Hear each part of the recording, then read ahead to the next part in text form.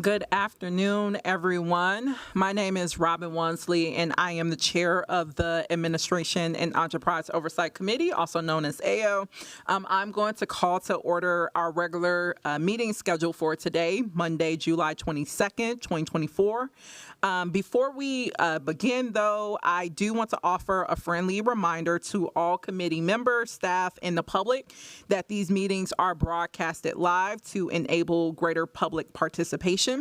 These broadcasts include real-time captioning as a further method to increase the accessibility of our proceedings to the community. Therefore, all speakers need to be mindful of the rate of their speech so that our captioners can fully capture and transcribe all comments for the broadcast. We ask all speakers to moderate the speed and clarity of their comments. And with that said, I will now have the clerk call the roll. Councilmember Vita. Present. Ellison. Here. Cashman. Present. Chuktai. Present. Vice Chair Palmisano. Present. Chair Wansley. Present. We have 6 present. Let the record reflect that we have a quorum. Colleagues, there are 28 items on the consent agenda, which I will now read for the record. The first is passage of resolution gift acceptance from National Association of County and City Health Officials of Travel and Lodging Expenses. 2 is a passage of resolution gift acceptance from the Big Cities Health Coalition of regular membership dues. Membership dues, travel, lodging, and appropriate incidentals. Number 3 is a passage of resolution gift acceptance from Carbon Neutral Cities Alliance of travel, lodging, and appropriate incidentals. 4 is accepting bid for Fire Station 8 casework improvement. 5 is accepting bid for Second Precinct Improvements Project. 6 is accepting bid for Hawthorne Ramp Elevator Modernization Project. 7 is accepting bid for Hennepin Dunwoody Bikeway Project. 8 is accepting bid for First Ave South Sanitary Sewer Reconstruction Project. 9 is accepting bid for lead service lines replacements for year 1. 10 is authorizing contracts with various vendors for the U.S. Department of Agriculture Forest Service Urban and Community Forestry Grant for tree outreach. 11 is authorizing contract amendment with Carlson Printing Company for stock envelopes and letterhead. 12 is authorizing contract amendment with Versacon Inc. for the Convention Center Meeting Room 103 renovation project. 13 is authorizing contract amendment with BRI Parent Inc., DBA Benefit Resource LLC for COBRA Management, Continuing Benefits Billing, and Affordable Care Act compliance. 14 is authorizing contract amendment and new contract with trustees of the Hamline University of Minnesota for Adopt a Drain program. 15 is authorizing contract amendment for City Hall Restack Phase 3B Room 51 project. 16 is authorizing contract with Vinco Inc. for catch basin and manhole repairs. 17 is authorizing legal claim of City of Minneapolis construction delay claims against Excel Energy. And then items 18 through 28 are all legal settlements related to workers' compensation claims.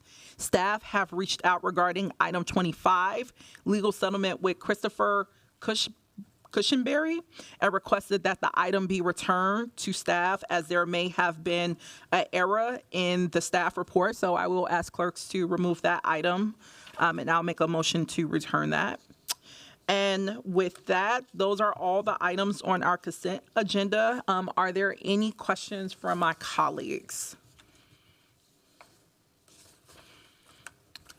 With that, I will ask the clerk, seeing there's no discussion, actually we can just do a voice vote on all, actually no, let's do a roll call vote down the line on the consent agenda. Councilmember Vita. Aye. Ellison. Aye. Cashman. Aye. Chuktai. Aye. Vice Chair Palmisano. Aye. Chair Wansley. Aye on all except items 18 through 24 and 26 through 28. Items 1 through 17 have 6 votes. 18 through 24, 26 through 28 have 5 votes. Thank you. And I'm then sorry, 25 also has 6 votes. 25. The return to staff. Awesome. Okay, great. Thank you. With that, we will move to our discussion part, which, colleagues, I do want to just inform folks, we have a pretty packed discussion agenda, so make sure you get your coffee, your water, buy your breaks in. It's going to be a minute. So first, our number 20, sorry, which one is? I've seen it on here. Okay, our next discussion item will be on the Improving Workplace Culture LD that we will have our Director of HR, Nikki Odom, giving a presentation on. Thank you, Director Odom. The floor is yours. Thank you. All right.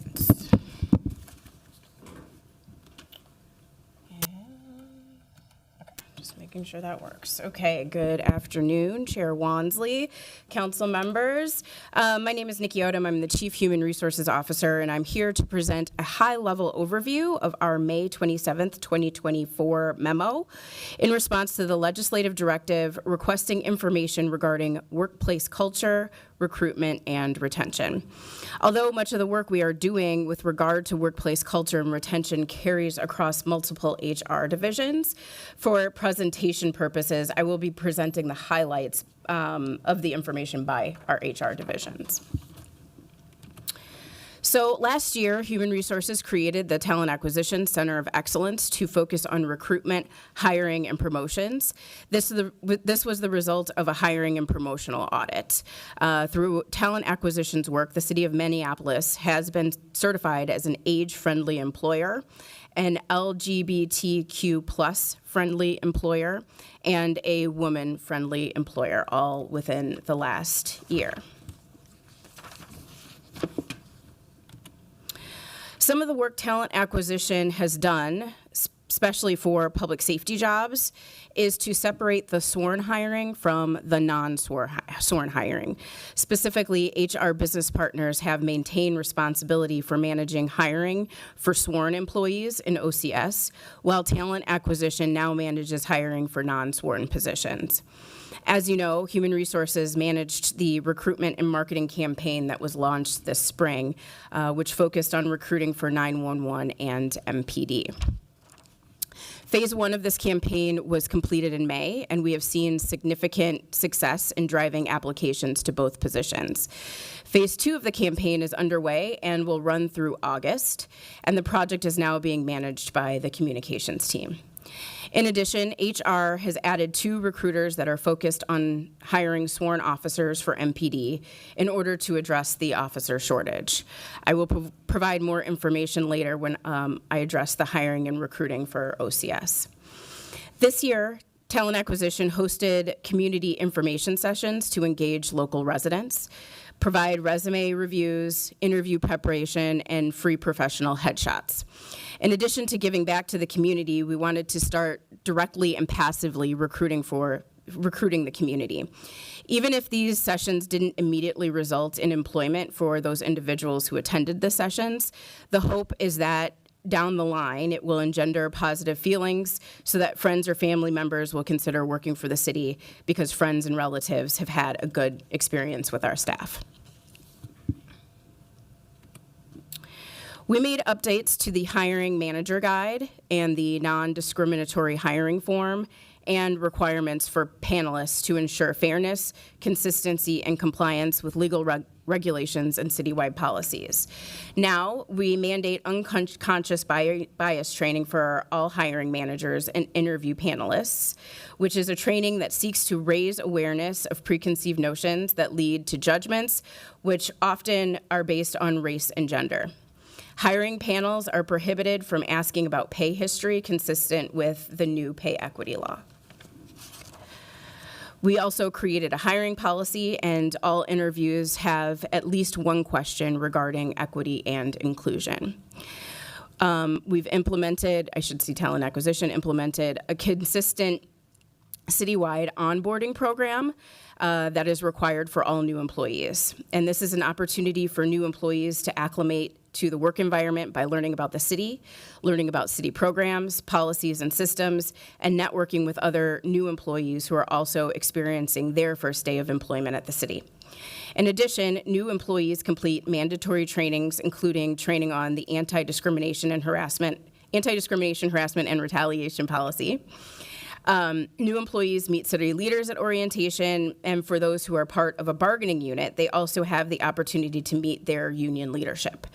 Employees also learn about ERGs. And to kickstart internal retention efforts, HR has developed videos for the employee resource groups to promote and elevate their visibility. It should be worth noting that we have expanded ERGs from 7 ERGs to 8 with the inclusion of the immigration and refugee ERG, which is new as of this year. On October 1st, 2023, the Human Resources Investigative Unit was established as an independent division within HR. This included the creation of a new job series, which included Investigator 1, 2, and 3. HRIU investigators are required to maintain an active membership with the Association of Workplace Investigators and eventually obtain a certification from that association, AWI. The HRIU has been identified as a center of excellence within HR, meaning that they have fully documented processes, consistency with how investigations are conducted and reported, how witnesses are engaged, and the quality of work that is required of an investigation. The creation of the HRIU centralized investigative process and expanded scope of investigations conducted include ethics and other investigations, not just AD-H&R complaints. The HRIU established a centralized case management system and a standardized user guide. They also established a formal complaint triage team, which consists of a representative for each of the city's 5 main complaint categories, plus an assigned HR attorney. Complaints are triaged on a weekly basis to ensure timely and coordinated responses. The definition of roles and responsibilities are documented to provide consistency. In addition, we have updated communications to provide clear information on complaint reporting options and investigative processes. HRIU partnered with Learning and Development to create a supervisory training on reporting responsibilities, and all of these changes were implemented successfully and resolved the issues identified in the 2023 investigations audit. Of the 153 complaints received from June of 2023 to May of 2024. These are the main complaint categories and the main complaint subcategories.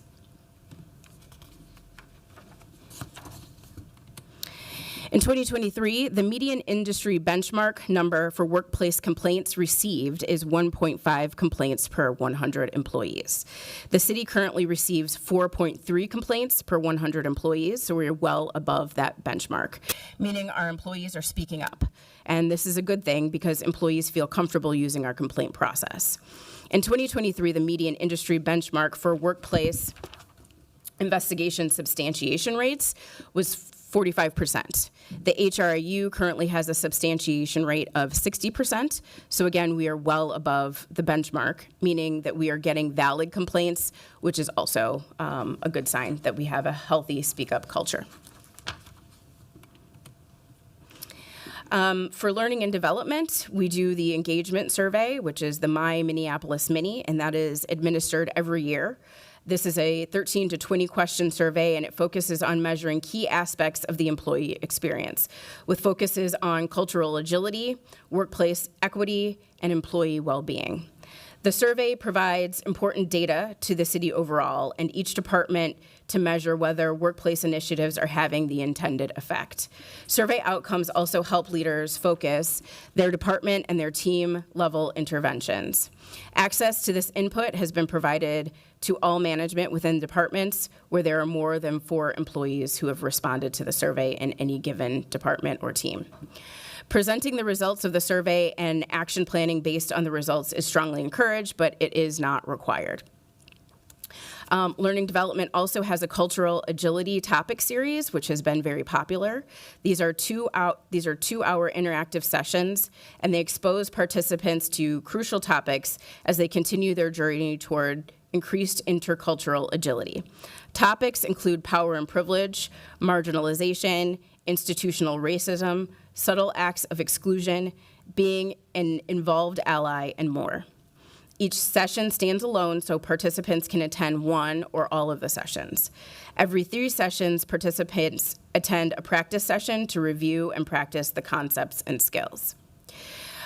We are currently developing a management essentials training, which will be mandatory for all managers here at the city. And it will be a learning series which will provide managers with information and tools and resources they need to successfully be managers here at the City of Minneapolis. There's also a senior leader learning, and the City Operations Office has partnered with a vendor to provide leadership and team effectiveness sessions for deputy operations officers and their respective teams. The purpose is to strengthen individual and collective knowledge, skills, and awareness about leadership and team effectiveness to support their ongoing effort to lead the city departments that consistently provide professional, equitable, ethical, and effective service delivery to city residents. Perform Minneapolis is the city's program for managing and developing individual employee performance. The process begins with setting work expectations. These are monitored throughout the year and modified as business conditions change. The program culminates with performance appraisals at the end of the year. A set of job success factors or competencies are included in each employee's performance expectations and are also appraised at the end of the year.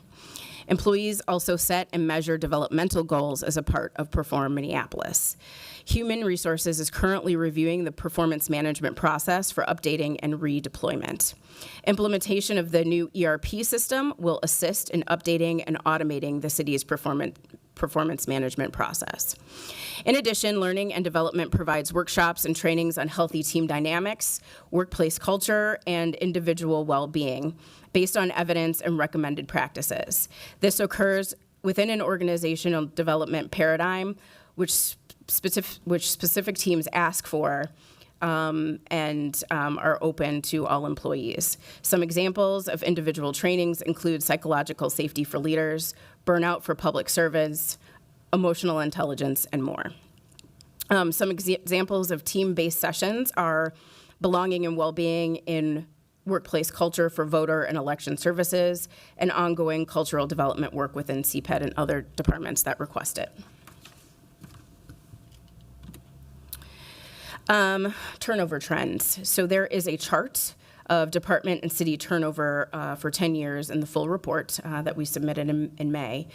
When we talk about separations, those include retirements, resignations, and terminations. Healthy turnover is an industry standard of approximately 10%.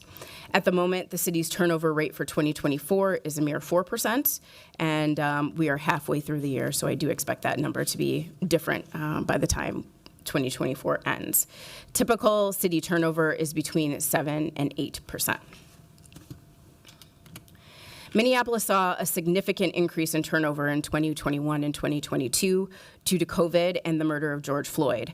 A retirement incentive for eligible employees followed by unprecedented movement in the labor market. Turnover stabilized last year in 2023 and is expected to return to pre-pandemic numbers this year. Exit interviews have been occurring both in person and with HR staff via electronic survey since 2019. Interest in employees participating in exit interviews is pretty low. HR is currently using SurveyMonkey for exit interviews and is considering alternatives. HR's Learning and Development Division created a retention index within the annual My Minneapolis Mini Survey, or our engagement survey, to focus on the importance of employee retention. Learning and Development also created an employee well-being category within the Minneapolis mini survey, in part due to input provided by exit surveys. 46% of city separations are due to resignations, and approximately 43% are due to retirements.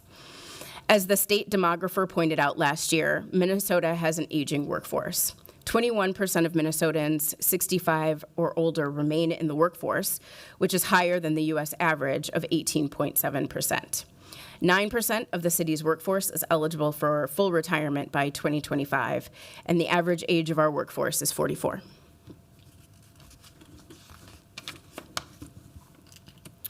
The top 5 reasons for voluntarily separating from the city for all employees completing our surveys between 2020 and 2024 have consistently been: first, getting a different position or wanting a different position; 2, promotional opportunities at another employer; 3, workplace culture and value; 4, excessive workload, which suggests understaffing; and 5, salary and wages. BIPOC employees leave the city at a higher rate due to promotional opportunities, workplace culture and values, and excessive workload. Non-BIPOC employees leave the city at a higher rate due to different positions and salary and wages. The average tenure of an employee across all industries is 4 years. On average, the city's employee tenure is 6 years since 2020. The industry standard for completing exit interviews is about 40%. Currently, BIPOC employees in the city complete exit interviews at a rate of 20% or 20%, and 30% for non-BIPOC employees.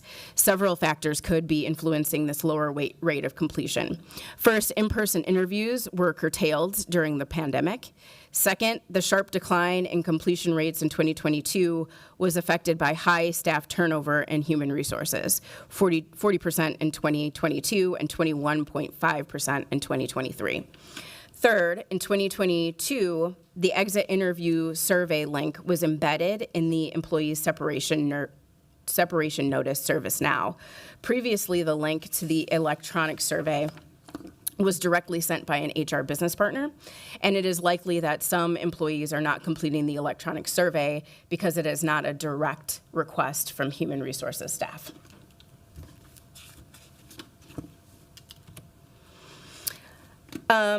Moving to LR, currently all of the public safety collective bargaining agreements have adopted the City of Minneapolis's equity statement in their contracts. A few more highlights from OCS. As you're aware, the contract between MPD and the city began with public bargaining sessions, which offered the public an unprecedented level of transparency in negotiations, in the negotiations process. For fire, women and Black fire associations are participating on interview panels for fire employees, cadets, and EMS workers.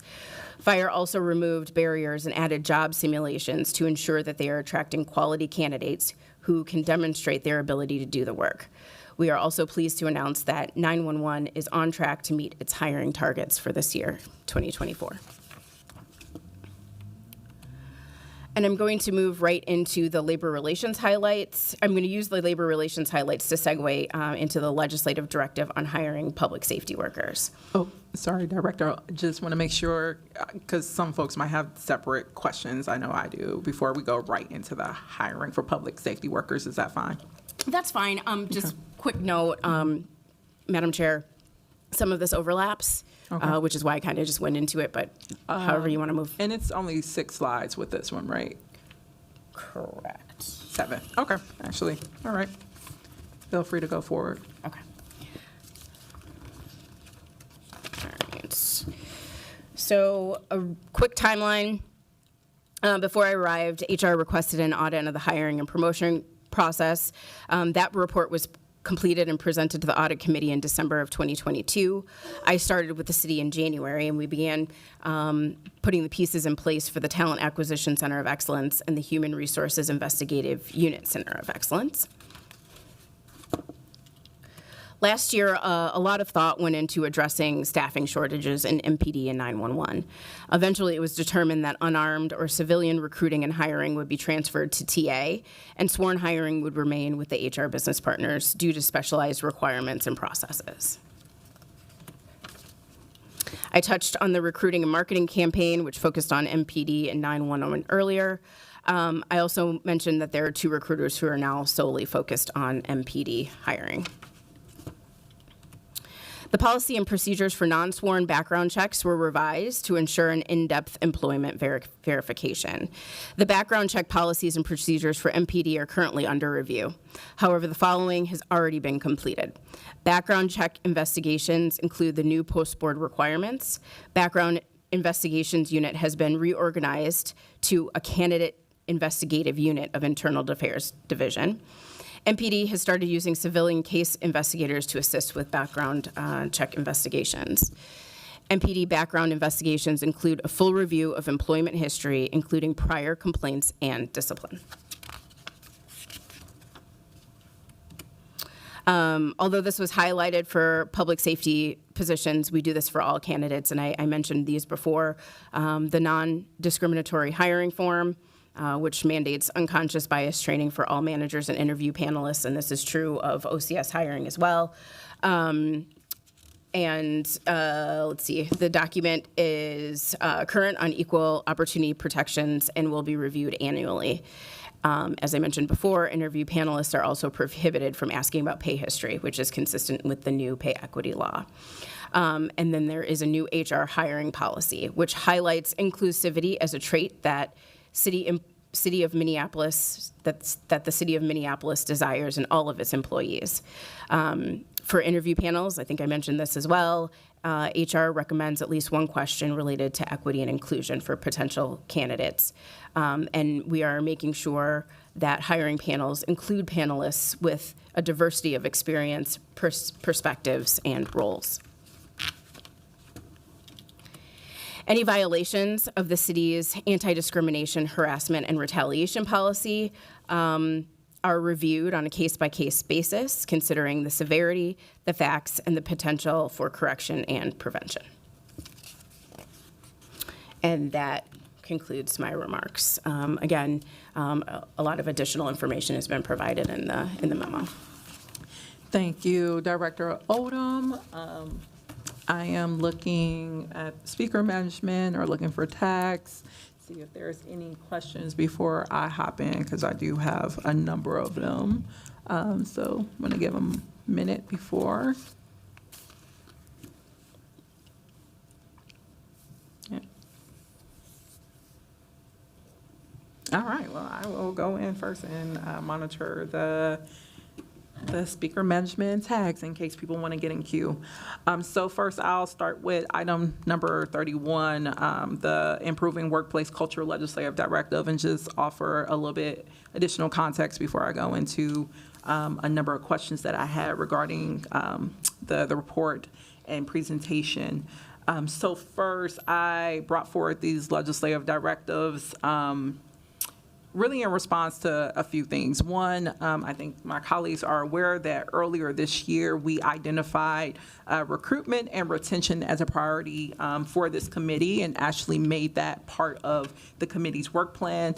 And I think that was largely due to us knowing that staffing challenges, as you know, was basically, addressed in the presentation. We know these staffing challenges have impacted many critical departments. And as council, we want to be aware of, what root causes and possible ways in which we can support improvements to that work culture, but through council action.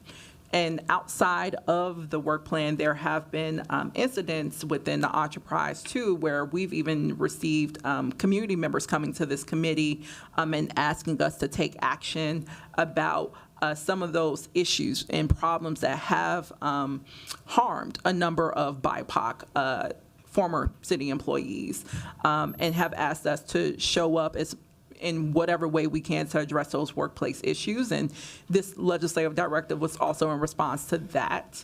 And I know we were supposed to receive this LD a couple months ago, but scheduling issues with HR meant we had to receive it today. I also want to name to Councilmember Koski is a co-author on this legislative directive, and I know she sent a number of questions to you, Director Odom, on May 31st. And, there was great anticipation for this presentation because, again, this is a big topic for everyone. But 2 months later, we learned that those questions would not be fulfilled today. So I just wanted to share or get kind of some feedback from you, Director Odom, in terms of why there wouldn't be a possibility of getting those questions answered, knowing that she sent those in May, late May, and having 2 months to really either issue the request for a legislative directive, which you ultimately did, or even being able to amend the legislative directive that we have in front of us so that we could get those questions answered today, because I know Councilmember Koski has been very diligent in wanting to work with city staff and our committee to get those follow-up questions answered, because I know this is a top priority for her as well, and someone who brought that as part of the work plan. So I just wanted to make sure that her leadership on this item could be uplifted too. Madam Chair, committee members, so I was in consultation with the city attorney's office and was directed to the resolution, which, based on the time that it would take to answer all of those questions, was told that it would probably be better in a legislative directive. My plan was to do that at the presentation, but then I was also later told that probably it would be best to do that in writing. So that's what happened. Okay, and I know Councilmember Koski and Councilmember leadership will be following up around that in terms of just next steps on proceeding with that.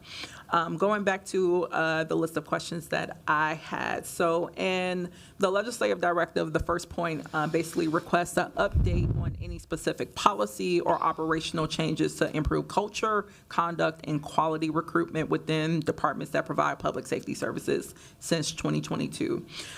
In the response from HR, there are several updates on recruitment efforts and added capacity, but what is missing, at least from my angle, is any changes to MPD practices and policies. And I believe today's agenda highlights that, we just had a series of PTSD settlements come through, and of course, it's been dozens of those that have moved their way through this committee.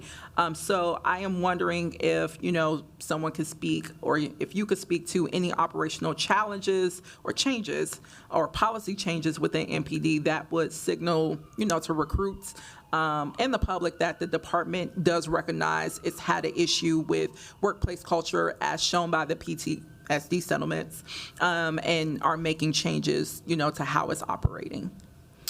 Chair Wansley, committee members, I think we did highlight in the second response to the legislative directive, certainly some of the things that we were changing with regard to recruitment. It's obviously an ongoing work with MPD. In terms of culture, I would say, our recruitment numbers are increasing, which, suggests to me that perhaps the culture is improving, and in that we are able to attract more candidates than we have been. Certainly, it's not where we would like to be, but I do think that is a positive indicator. We are continuing to look at ways to ensure that we are improving workplace culture overall. And whether that is through, and we just hired a new business partner, a new director of business partner solutions. And so that is one of the things that our new BPS director, Adrienne Wade, will also be focused on in terms of culture, improving culture, not just within MPD, but within all departments throughout the city. I think there are a lot of things that we've probably not done as well as we could have been doing. And that's including, developing people and succession planning.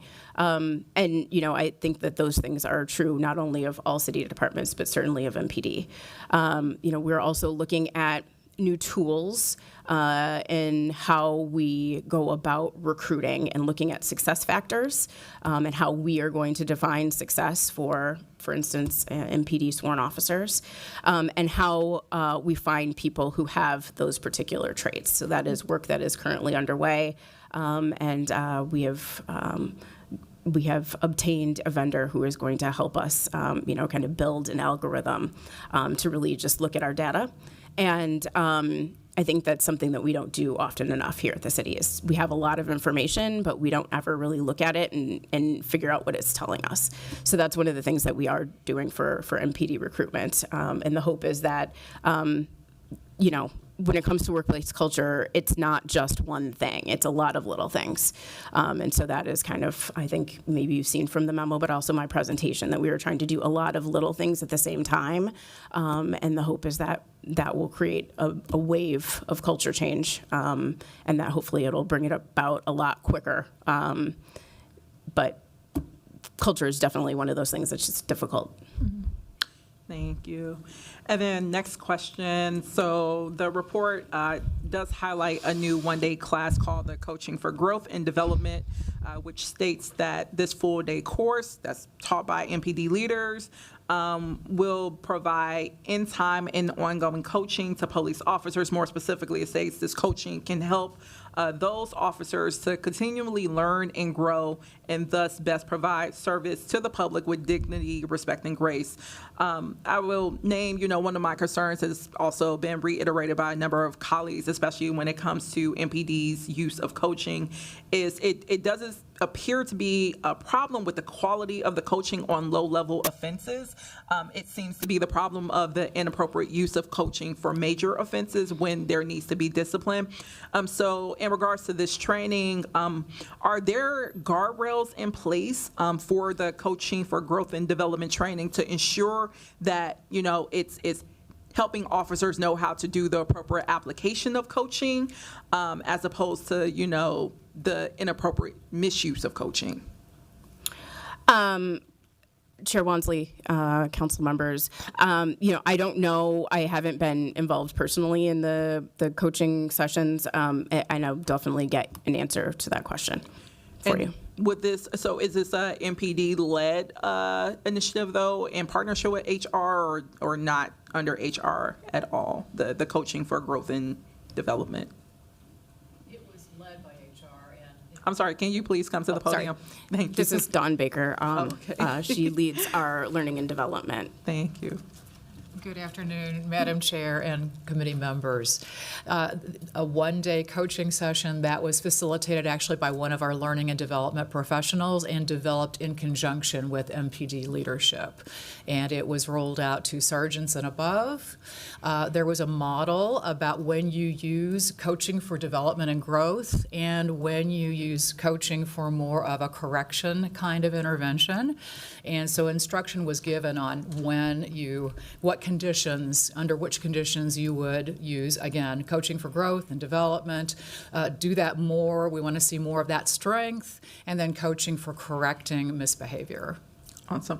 And more so the question, too, is just evaluation of, there's no secret, we're in an ongoing, lawsuit around coaching, and specifically the assumption that, or the interpretation that it's being used or misused for more serious offenses. So just wanted to make sure if this training, since I think, at least in the memo, it mentioned it was implemented in 2022, Yes. Or has there been, any reevaluation or assessment to say, once again, this is how you use it, not for higher misconduct offenses? We were not brought back in, and so not to my knowledge.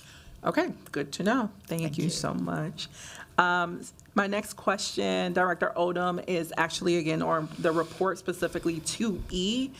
It states that the HRIU was identified as a center for excellence within the HR department due to its fully documented processes and procedures, consistency, and quality of work. And I just wanted to clarify what national, which is great, what national organization awarded us the title? The title of?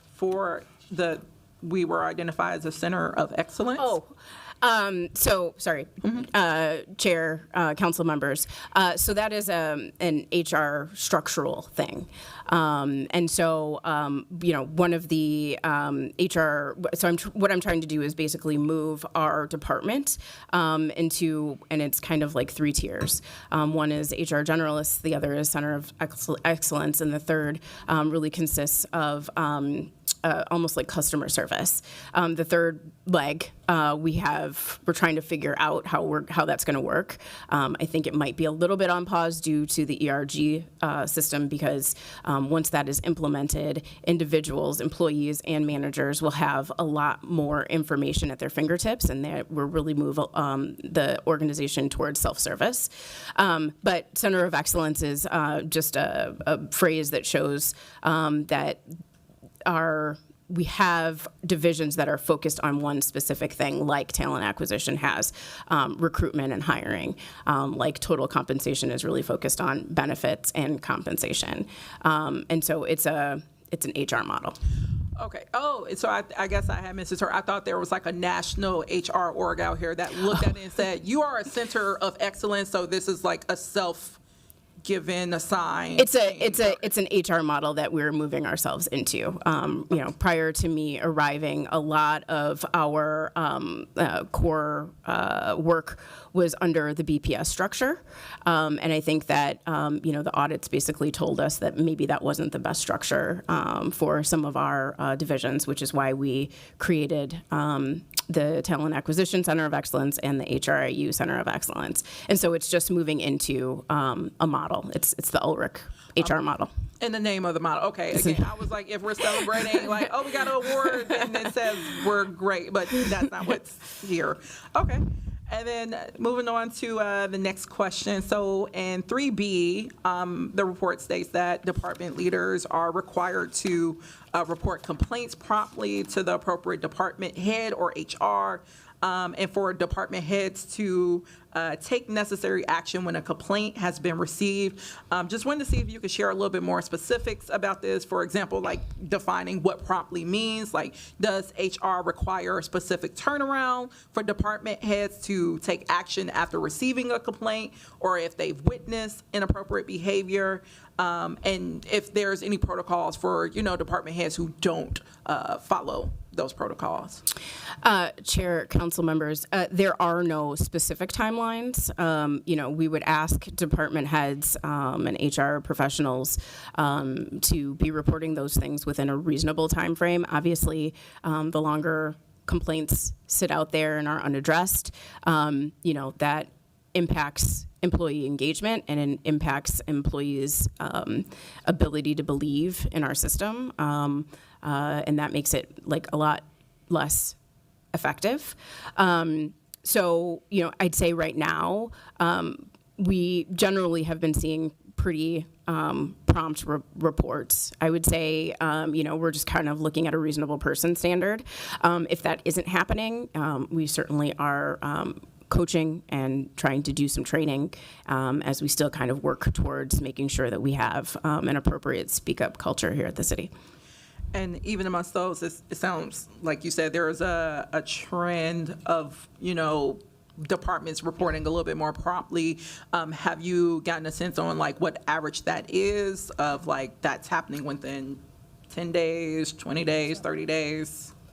I don't know. Let me ask. So Robin Howard is our director of HRIU. I can certainly ask if she's seen a time delay there. Okay. But I know that when we are receiving them, that we are trying to do our best to process them and, if necessary, investigate. Great. And I would say, clerks, that's a follow-up question. And I believe there's a first one, too, that I'll follow up with you, Michael, on what those questions are. And then going to page 8 of the report, speaking of the ERG, so HR does speak a lot in this report about the additional support given to employee resource groups, also known as ERGs. And I know my office have heard back from staff who participate in these ERGs about concerns of whether or not the feedback that they're given is being taken serious by the administration. And I would say more specifically, some of the concerns includes, managers not taking consideration of their workload, especially, that being a top concern, or amongst people resigning or leaving the city, and participating in these capacities more in a volunteer role in addition to their full-time job. And also there's been concerns around just the lack of compensation for those staff who are leading this work, especially BIPOC staff. So I wanted to get a sense of some of the additional support that's flagged in page or on page 8, if that took into, if those concerns have been taken into account into what those additional supports have been. Chair, council members, yes, those have been considered. I mean, these are, again, voluntary positions. I mean, we would certainly, although the work is very important, and I think we still have a lot of work to do ensuring that we are giving these groups adequate support and visibility. And so we have, some thoughts and some recommendations about how to continue to do that. However, we don't want this to be something where it is so much work that is a second job or a second part-time job. And so I think some of that would be alleviated if we could get more individuals involved, so it's not falling on one or two people to carry the heavy workload. I think the longer that the ERGs are in existence and have regular programming, I think the easier it will be for all involved. But we will continue to support them. But these do remain voluntary positions, Yeah, definitely will be following up because I've had a number of meetings with staff about this particular piece. So definitely there will be some follow-up there. And then going to page 11, another big matter as it pertains to workplace culture that caught my eye was around, it stating that the number of complaints handled by the HR investigative unit have steadily increased over time. In 2022, there was 39%, or they were higher, around 39% higher than 2021. And in 2023, they were 38% higher than in 2022. And then the HRIU is already on track to exceed 2023 complaints by 52%. And it also seems from the report too that 2024 complaints are also on track to exceed the year before by 50%.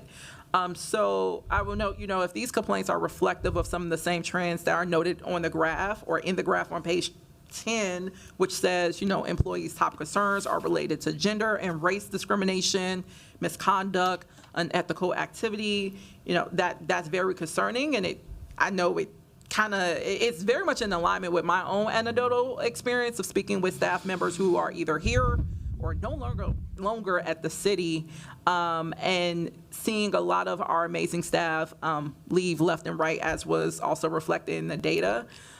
So I just wanted to get a sense of if HR could speak to, what you think are contributing to some of these trends of seeing this increase of complaints over time. Chair, council members, first of all, I would say it is not a bad thing to see an increase in complaints. I know that is counterintuitive, but to us, that means that it's working.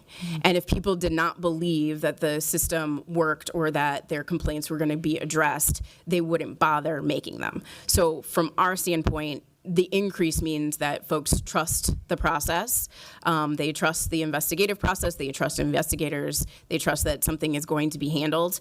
And so from our standpoint, we don't see that necessarily as a negative trend. The other thing to keep in mind is, of all of the complaints, 60% are substantiated, which means there's 40% that aren't substantiated. Again, not looking at that as a bad thing. We would rather people raise their hand and say they have a concern and to find out that there really is nothing there, or it's not something that's necessarily a violation of a policy or a rule, right? Sometimes it's just a matter of, a performance issue or something like that. Certainly should be addressed, but isn't necessarily substantiated as a policy violation. And so, from our standpoint, while it seems certainly concerning to us, it's a sign that things are working. in terms of, discrimination and retaliation, I mean, that's one of the things that a lot of our programs are really trying to address. I think, for BIPOC employees, I think I mentioned earlier, folks were saying that they don't feel like there's opportunities for them. And so I think that that's one of the things that, we are really going to be focused on as our BPS director kind of gets going, and making sure that there are succession plans and making sure that we are focusing on retention, and that people do see paths for sticking around at the city. And I think there's a lot of ways to do that. I think a lot of times people think of, moving up or promotion as linear. And those of us with long careers know that it's usually not a straight line, right? There's usually some lateral moves in there. And so just making individuals aware of the options that are out there, and whether that is, looking at some of your strengths and figuring out like where those strengths align to other places in the city. We have a lot of plans that we would love to do, but right now it's really about getting some folks in our shop ready to do those things. HR is on a journey, and we have some great goals in mind, and those are the things that we will be working on to ensure that we are improving culture, but also improving retention. And a lot of those things are about people knowing that there are options, that, maybe you don't see movement within your department, but there's so many other departments and so many other places to go that could use your skills and abilities. Thank you. And then next question is, I did want to speak to the department breakdown of attrition that was also included in the report, and see if you could share why performance management and innovation was not included in the data set. I'm guessing this is, I don't, Deb, do you know? Oh, I'm going to ask Deb, our Director of Operations, to come up and answer that one. Mm-hmm.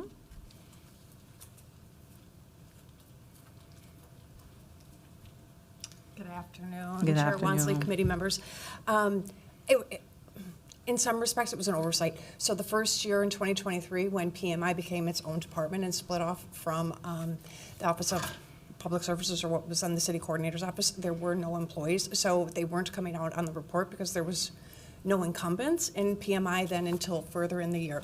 So then it just didn't pull the data for the rest of the time. So it was just a bit of a data glitch. Oh, okay, because I was like, I know REIB was also included and somewhat had a similar attrition kind of experience, but it was reflected in the data set. So I just want to get a sense of, what happened there. So, yeah. That was a very, very unique one-off situation. The data just didn't pick it up because there were 0 employees at the timeline in which I ran it, the data. Thank you, Deb. You're welcome. And then just last question on this set before going over to the hiring for public safety workers. This is actually related to the multi-million-dollar campaign that was highlighted around recruitment and retention, especially to target hard-to-fill positions within MPD outside of new cadets. I'm specifically curious about the MPD arson position that I also know went apparently vacant for months, and just wanted to get a sense of how the campaign was used to help fill that position outside of just doing the job posting. Chair, council members, I'm not aware that, there was a focus on that position in particular. It was just, MPD overall, specifically sworn officers. So there was we didn't focus in on any particular positions within MPD or 911. Okay, but the arson position could be I just heard broadly it was like hard to fill positions, and that one did require a sworn officer, and it also it seemed to be hard to fill. Yeah. Sure. I can certainly follow up, but, it was just in general trying to get people focused on thinking, hey, this is a career that might be for me. And then obviously, as we get bigger classes, people can find their paths within that. So I will certainly check, but we didn't focus on any particular position. Okay. All right, that's all my questions on that first LD. I will see if anyone got any. Chair, Yeah. quick follow-up on the question about timing for reports. For department heads getting complaints yes. and there being a delay, we are not aware of any delay. So it's not, we're not seeing delays when we're getting these reports, generally speaking. Nothing that we could pinpoint.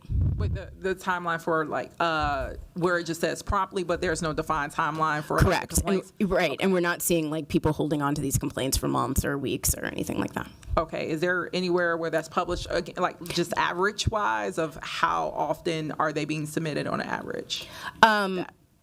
No, but we have a new tracking system that we just put in place this year, and we expect that there will be some analytics that we will be able to report out by the end of the year. Once we, so right now we're tracking complaints and where they're coming from and so on and so forth. And so that's one of the things we can certainly look into. And when we report out, we'll see if there's anything to report there. Okay, thanks. And then I see Vice Chair Palmisano in queue. Thank you, Madam Chair, and thank you, Director Odom, for this presentation. It's pretty clear that our HR department is working hard to recruit and retain employees, despite really challenging nationwide trends like high employee turnover and labor shortage and that. You're also working very intentionally to foster a diverse and inclusive workplace culture, and I appreciate that. I'm specifically impressed in seeing the report, briefly reading the report, the amount of new work that has been done to respond to the results of the 2022 hiring and promotion audit. And I remember speaking about that with you during my first meeting with you when you were brand new. And like you outlined, we're seeing the returns, I think, of those efforts. So since 2023, when that talent acquisition division was created, we've seen a 101% increase in 101% increase in applicants. We've seen increase in hires of Hispanic and Latino employees by 56%, Native American employees by 55%, Asian employees by 15%, Black employees by 8%. So that was really notable. You also, I think you mentioned in your presentation that the average tenure for a city employee is 6 years. But across all industries, it's closer to 4. Even though it wasn't part of your report, we heard from Mayor Fry in his response to the original request of this legislative directive that we saw a decrease in time to fill open positions and an increase in applications from every racial demographic group. So I really also appreciate your focus on employee health and well-being. And I noticed Wellness Week. I didn't participate in many of the activities, but they really allowed opportunities for employees to kind of collaborate in non-traditional settings, whether it's a cooking class or like a movie in the Commons. So I'm interested in hearing more about the enterprise pay study that were mentioned in the report. Do you know when those results will be available? And I ask because, like we did with the MPD wages, I'd like to make sure that our workforce wages are very competitive so that we can attract some of the best quality candidates. Madam Chair, council members, so the results should be available soon. We're working with a vendor. I think the hard part is that we have to extrapolate, some of the data that we are receiving. So we're reviewing 350 positions, but obviously that's not all of the positions in the city. And so we are working to, extrapolate that information, but it is our expectation that we will have some recommendations, and then, I leave it to our COO's office to figure out how to move or what recommendations to make from there. But we do expect that process to come to a close shortly. Thank you. I understand 350 positions is a lot. We've been hearing about the new enterprise resource planning program, which would allow you to respond to some of our kinds of curiosities and questions and be more nimble in a lot of ways. When is a decision going to be made on a new system, or maybe, that's something we'd probably need to act on as a council, but what advantages or system improvements are you expecting or looking forward to in that effort? Because it's a huge effort. Madam Chair, council members, we're really excited. I think, presentations like this will be substantially easier for us. I mean, right now we are pulling information from multiple systems, and they are not real time sometimes. And even in the personnel report that I will be providing later this year, those aren't real time, and we have to go to each department and get additional information. So just having a lot more information at our fingertips, and I think that's what's really exciting, especially like there's mobile options for employees who aren't at desktops. And so just being able to, for instance, get your paycheck and see your pay stub. You won't have to go through multiple screens. There will literally be a button in an app that you can press. So we're really excited about the information that people will have access to, their own information, obviously, and same for managers. They'll have a lot more information and won't necessarily have to come to HR to get those things. But it's going to be pretty pervasive for us. We'll have learning and development. We'll have a platform that hopefully will talk to it. Obviously payroll, and we won't have to do these almost 4 weeks in arrears. We can be more real time in terms of pay or back pay or whatever the situation may be. For talent acquisition, I mean, obviously there are a lot of things that will impact that, and just the ability for different systems to talk to each other. So if you make a change over here, that it will be throughout the system, and you don't have to, think a lot of the work that we're doing, especially in our HRIS group, is that just because you make a change over here doesn't mean that change is going to show up in other places, in other systems, even though they're all under HR. So it's going to save a lot of work, and I think that's exciting because then folks can focus on other things, hopefully. But I think also just knowing that people will have more information at their fingertips and won't necessarily have to ask, that will just simply be available to people. I think it's a huge step forward for the enterprise. I appreciate that. I think it'll also answer a lot of my colleagues' questions quickly. I think we need to take a good long look at the environment that we as a body are creating for staff sometimes when we ask questions. And no amount of legislative directives or presentations are getting us closer to this, but the ERP implementation, I think, sure will. A question I had in reading your report is, what do you mean when you say workplace culture? Is this an employee's relationship with their direct supervisor? I'm curious about. Is it about cultural insensitivity in the workplace? Is it about potentially conflict between departments?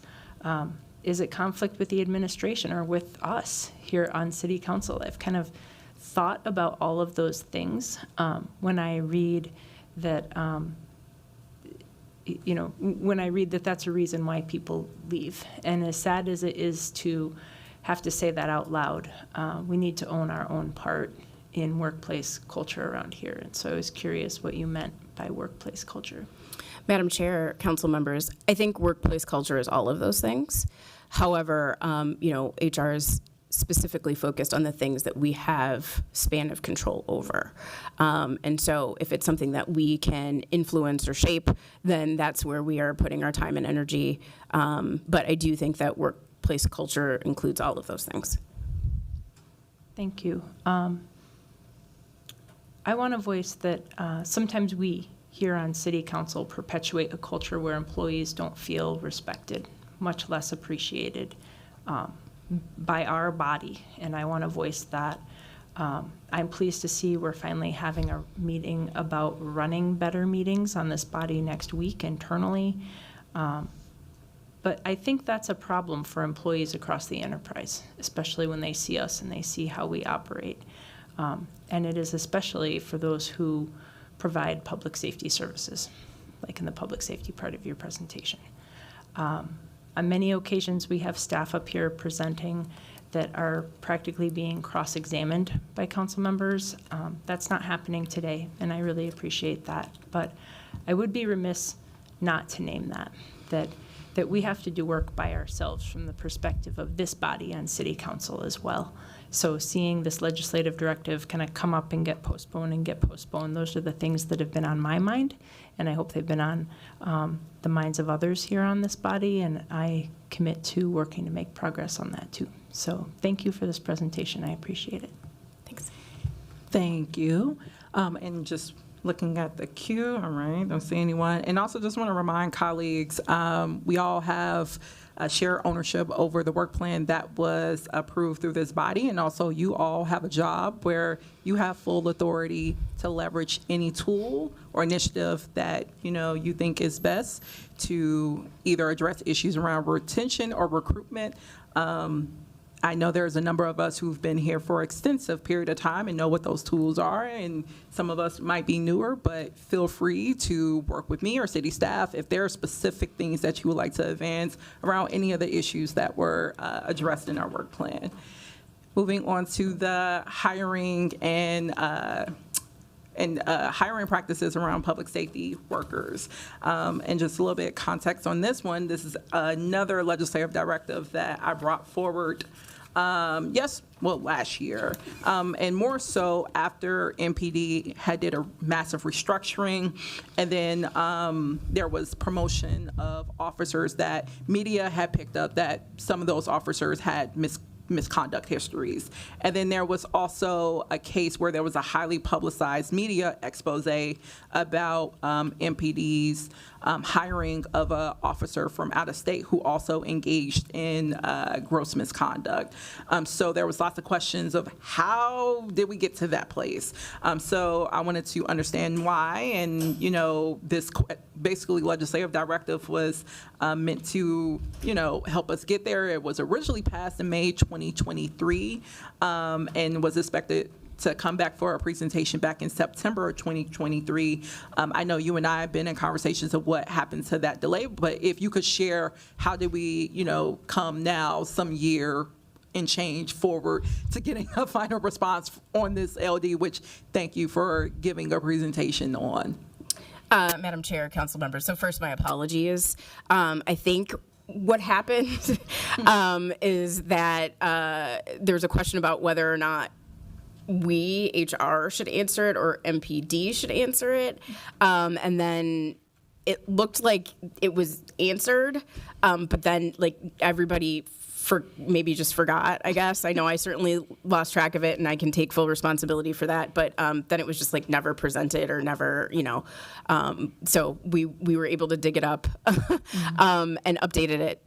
But I think that was just a failing, because I think there was a little bit of this happening, and then everyone got busy and lost track. Okay, thank you.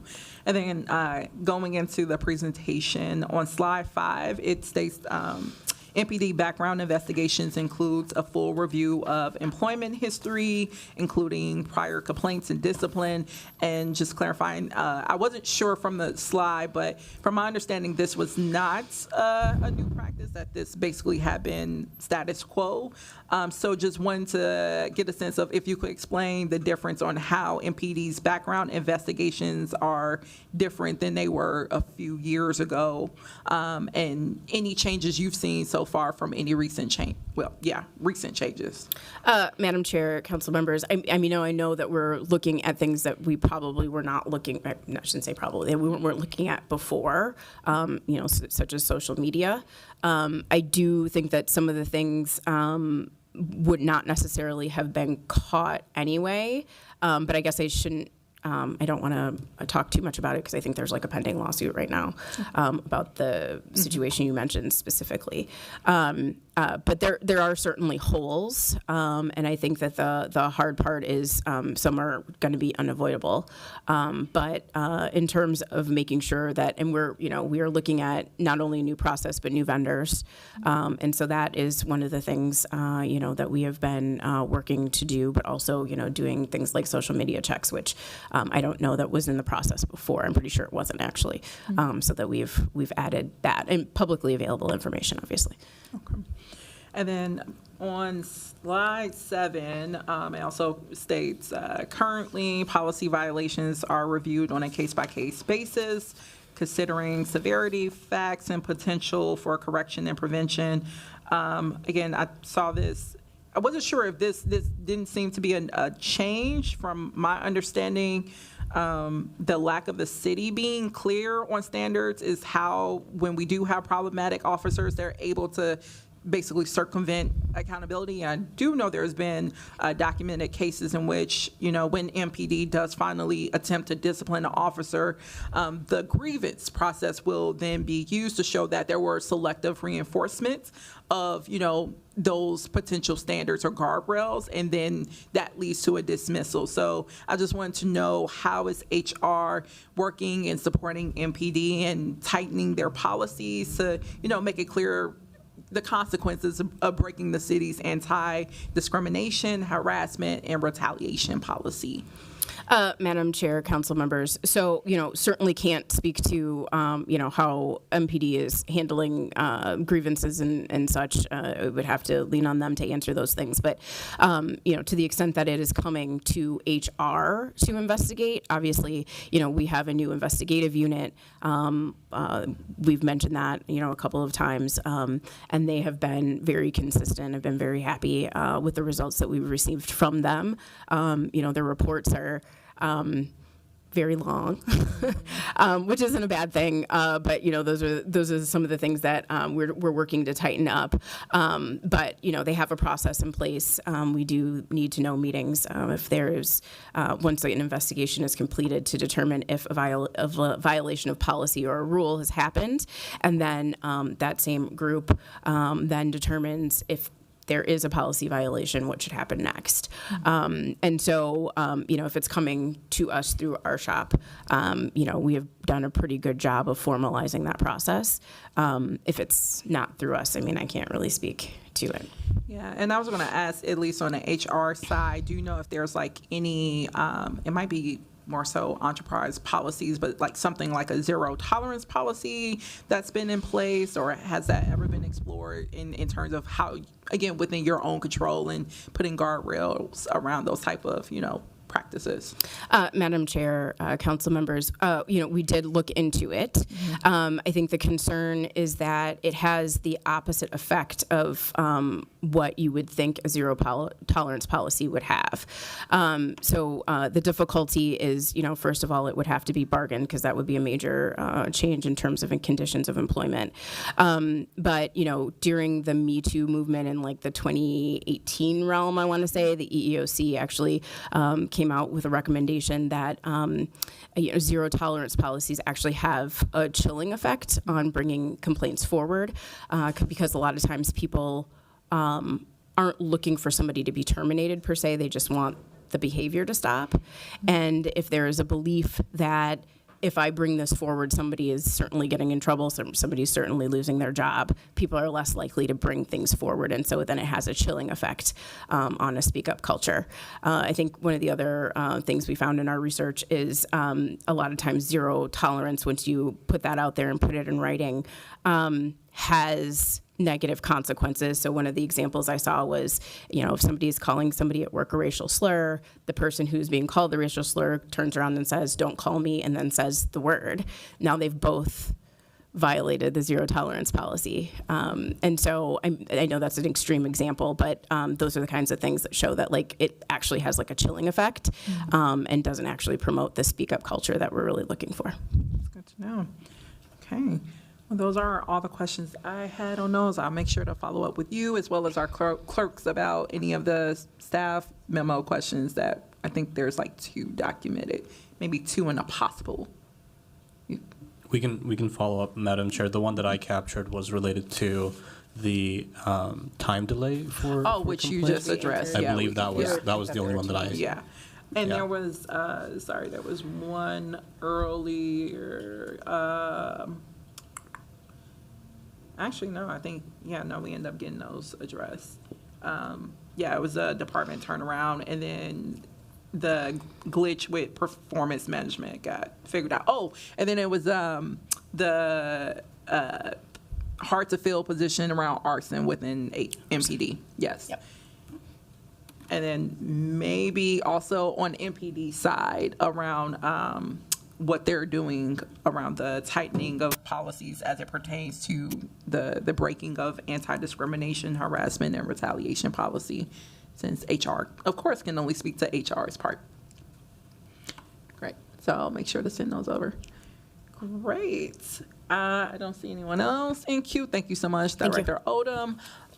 Next, we will move on to our next discussion item, which will be, well, first, sorry, I ask the clerks please receive and file that presentation, or both 31 and 32. The next one will be receiving and filing a presentation from our, actually, no, this one, okay. This will be receiving a presentation on the support for displaced populations in Minneapolis. This presentation was also in response to a legislative directive that I authored requesting a high-level overview of current programs, services, partnerships available to immigrant and refugee residents. Colleagues might be aware that last month, Director Rivera actually put together a really phenomenal policy roundtable with a number of our crucial stakeholders and partners who are also doing work around supporting displaced populations. We didn't get a chance to get to the city's response of that presentation, how we're showing up in the mix of this, but we will get to do that today. So I'm going to give the floor over to Director Rivera. Thank you so much. Good afternoon, Chair Wansley and members of the committee. My name is Michelle Rivera. I'm the Director of the Office of Immigrant and Refugee Affairs, or OIRA, an office that is housed within the Department of Neighborhood and Community Relations here at the city. The purpose of today's presentation is to respond to the Support for Displaced Populations legislative directive. Today, we are highlighting the core work of select city departments and offices relevant to immigrant and refugee inclusion. While not every city department's work will be covered today, we will offer a snapshot of how the city, city staff serves our residents, including the resident community born outside of the United States. This is a dynamic situation where we are continuing to track and be responsive to emerging issues and opportunities to collaborate across the enterprise, including with departments that are not present here today. In framing today's presentation, I would note that our responsibilities as city employees include working to ensure that all residents are able to access the resources and opportunities available in our city and are also well positioned to achieve their full potential. So we're grateful for the opportunity to explain how we are working collaboratively to promote safe and healthy communities and foster a sense of belonging for city residents born outside the United States, including our newest residents. We will ask the committee to receive and file today's presentation as responsive to the legislative directive. And before moving to the agenda, I just wanted to take a brief moment to acknowledge that today's presentation is the product of the efforts of many, including representatives of departments that are here today. Thanks also to the staff and leadership from within NCR, including NCR Director Karen Moe. Thank you to staff within Race, Equity, Inclusion, and Belonging, Regulatory Services, and the Minneapolis Police Department. Many thanks also to the clerk's office, which offered assistance throughout the process of responding to the LD, and to Megan Burian, who will be speaking today with the city's health department, who has been an incredible collaborative partner. And finally, thank you to you, Chair Wansley, for advancing this directive, and to you and your staff for our communications as city staff worked on a response. So I'll just quickly walk through the agenda for today. We'll offer some brief highlights from the June 26 policy roundtable, then go into a little bit of overview and context regarding existing newcomer population data.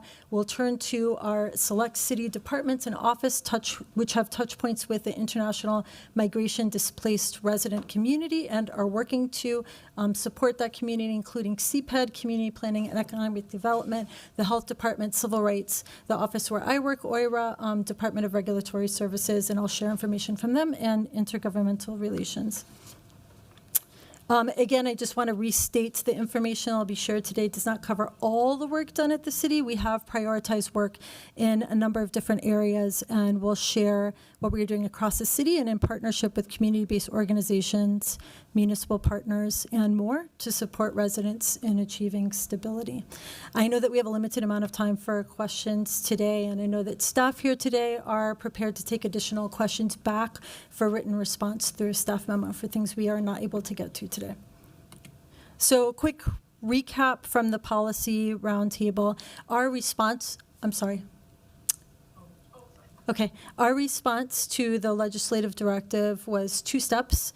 Step one was a policy roundtable. Thank you, Committee Wansley, for referencing it. That included presentations from leadership within the State of Minnesota Office of Resettlement Programs, Minnesota Department of Human Services, the Hennepin County Office of Housing Stability, Minneapolis Public Schools, and several immigration legal service providers who spoke about the immigration landscape in Minnesota and their participation in the welcoming infrastructure in our state, our county, and our city.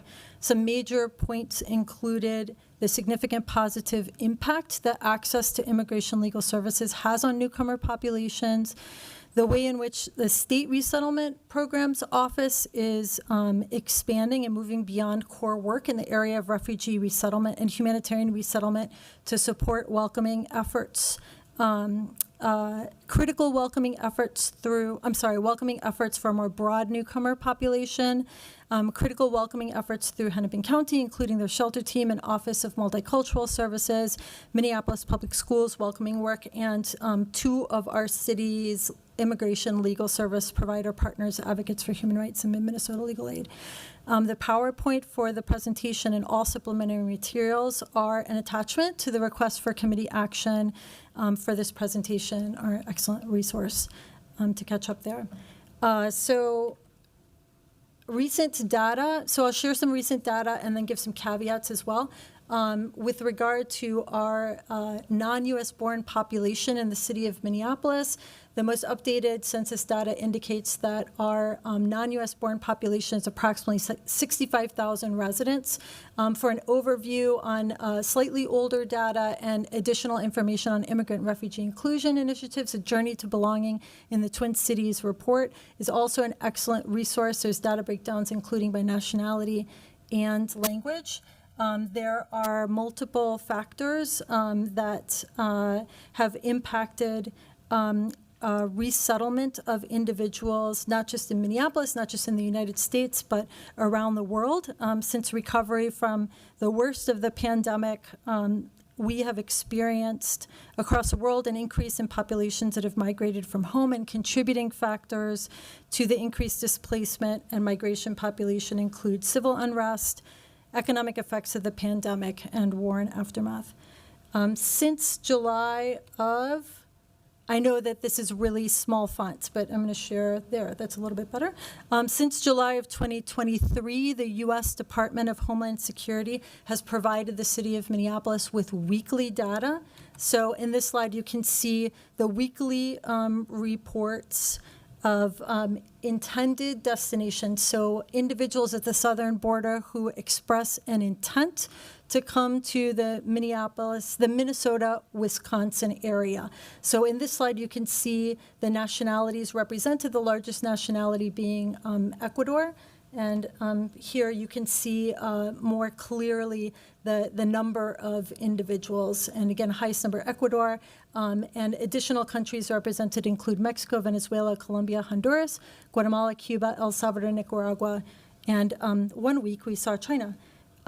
It's important to understand some caveats here that this does not represent all of the individuals who are relocating to Minnesota or to Minneapolis. This data only reflects the information that's provided by the Department of Homeland Security, and that the intended destination data covers Minnesota and Wisconsin geographical area, and then also that anecdotally we have been informed by community partners, city staff, and also I've seen in news reports there are individuals who are coming to Minnesota and Minneapolis from a number of other countries including but not limited to Cameroon, Ethiopia, Senegal, Somalia, and more generally from a regional standpoint, areas including Central, East, and West Africa, and Asia, South America, and even Europe and more.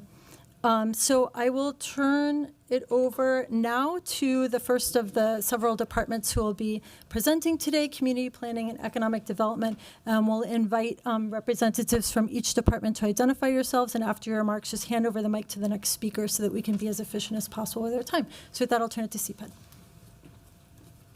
Thank you. Good afternoon, Chair Wansley, members of the committee. My name is Deb Barr-Helgen, CPED Employment and Training. Nice to see everyone. We need everyone in the workforce, of course, and investing in people is a really important component of economic development in Minneapolis. We recognize the importance of workforce services for newcomers and for newcomer residents in our city, and today I'll just give some brief points about what those services entail.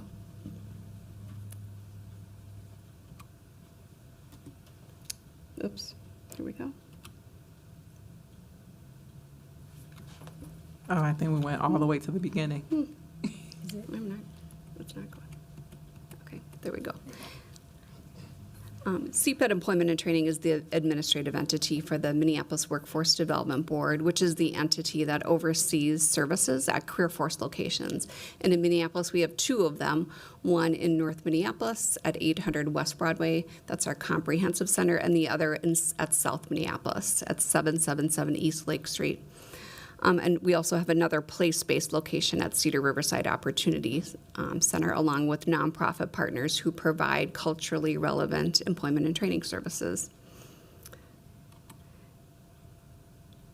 And am I like, sorry. Sorry, okay. And here are, here are the place-based centers, the City of Minneapolis staff, beginning with OIRA, Michelle Rivero specifically, and expanding to include staff from additional city departments, offer connections to city, community, and immigration legal resources, including weekly community office hours at our Career Force Minneapolis South location on Lake Street, and it's really becoming well-known for newcomer services thanks to the office hours and city staff. And participating departments include Health Department, CPED Small Business Team, MPD, as well as additional external partners. Cedar Riverside Opportunity Center is the home of Emerge Community Development, and city staff Saeed Bihi coordinates services out of that location and connects people to resources beyond employment and training, such as adult education, ESL classes, legal housing, and health resources. Our other community-based organization partners provide services in 22 different languages across the city. People that have work authorization are eligible for the full suite of services that the workforce system offers, which includes assessment, career planning services, skills training, job placement, and work supports for retaining a job. Newcomers who are refugees qualify for a variety of resettlement services, including employment services through the state's Department of Human Services Refugee Resettlement Program. And there are 6 agencies that are funded to do that work. Those that are not work authorized can be referred to free English language classes through Minneapolis Public Schools, and they may also start their career with the help of assessment and career planning services, or be referred to the small business team to start for help starting a business. And that is my next.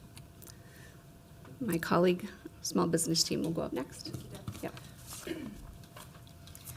All right, good afternoon, Chair and Committee. So my name is Zoe Teal, and I'm the manager for the city's small business team. So thank you, Deb, for that great transition. So for those new arrivals who do not have work authorization or for another reason would prefer to have self-employment or start a business, the services that are available to new arrivals are going to be the same as those services available to other individuals who are looking to start a business in the city of Minneapolis. As a note, we don't ask about or track the immigration status of individuals that are served through the small business team, so I can't speak specifically to the numbers or proportions of there. Individuals who are interested in starting a business and who are wondering about regulations like licensing and permitting can reach out to our staff on the small business team through phone, email, or in person at community office hours, including at the workforce centers, as Deb just mentioned. We currently have language capacity within our team in Spanish and Hmong, as well as access to other language resources that are available to city employees for those needing a different language. For those individuals that are looking for additional supports on how to start a business through developing a business plan, financing their business, or securing legal advice, can do so through our Business Technical Assistance Program, which you'll hear as BTAP as the acronym all the time, through our service providers.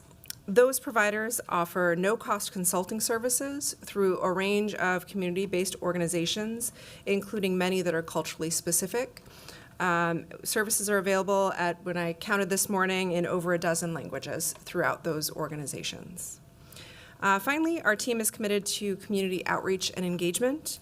We do this in a variety of ways, from the community office hours we've mentioned, at neighborhood libraries and workforce centers, to canvassing businesses in our cultural districts, to larger scale events like Black Business Week, which starts today, as well as Latino Business Week, which will be launched for the first time this fall. So thank you, and I will pass the presentation to my colleague, Elfric.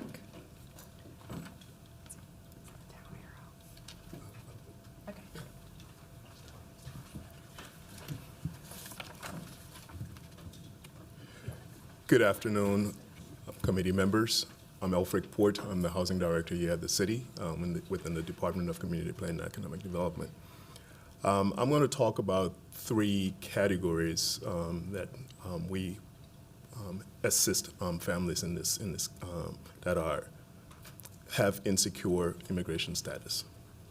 The first will be we've made changes to our housing programs that affords families that don't have Social Security numbers, but have the I-10 numbers, access to these programs. So the IRS issues individual taxpayer identification numbers to individuals who are required to have taxpayer identification, but aren't eligible for Social Security numbers.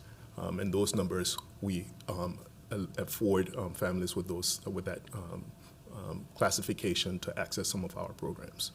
The second category is on the Stable Home, Stable Schools program. It's a collaboration between the county, the public schools, Minneapolis Public Housing Authority, where we provide rental assistance and rent stabilization activities for families with elementary school-age students that are experiencing homelessness through the Public Housing Authority.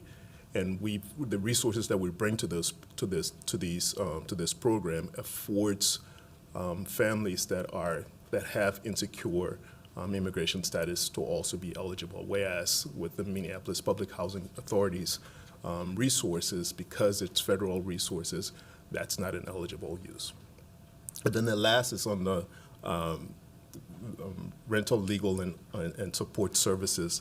The city has a right to counsel ordinance that was enacted in 2021, and individuals that fall in this category can access legal assistance through contracts that we have with the legal aid and Homeline to provide those individuals with legal representation.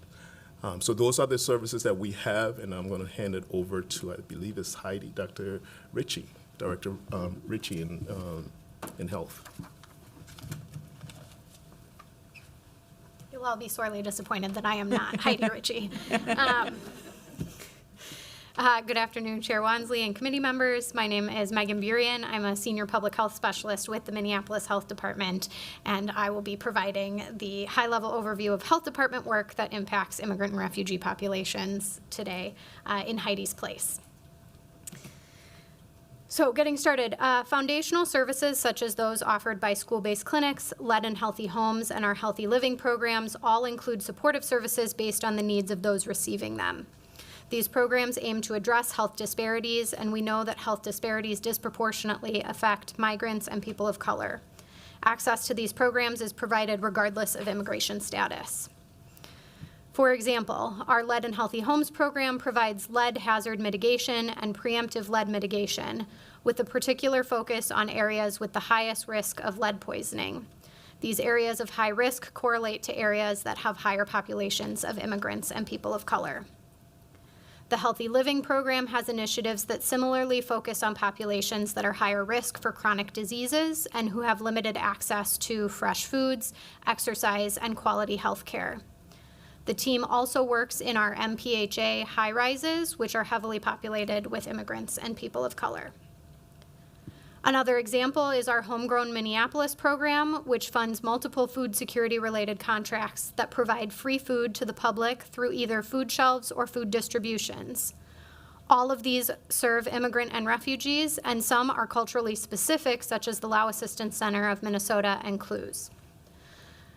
The health department has also grown its ability to serve immigrant and refugee populations specifically. Some examples include hiring communications specialists whose support is available to all units in the health department and who support development of communications for all audiences, including for those for whom English is not a primary language. Translations of materials is part of this process. And while overall capacity in this area has grown, a challenge in communication is when community is referred to a website that is exclusively in English. A solution being explored is providing 311 with translated materials and directing community to 311 rather than English-only websites. Furthermore, our Environmental Health, Food, Lodging, and Pools unit provides inspections to licensed businesses where immigration status is not a part of the inspection process.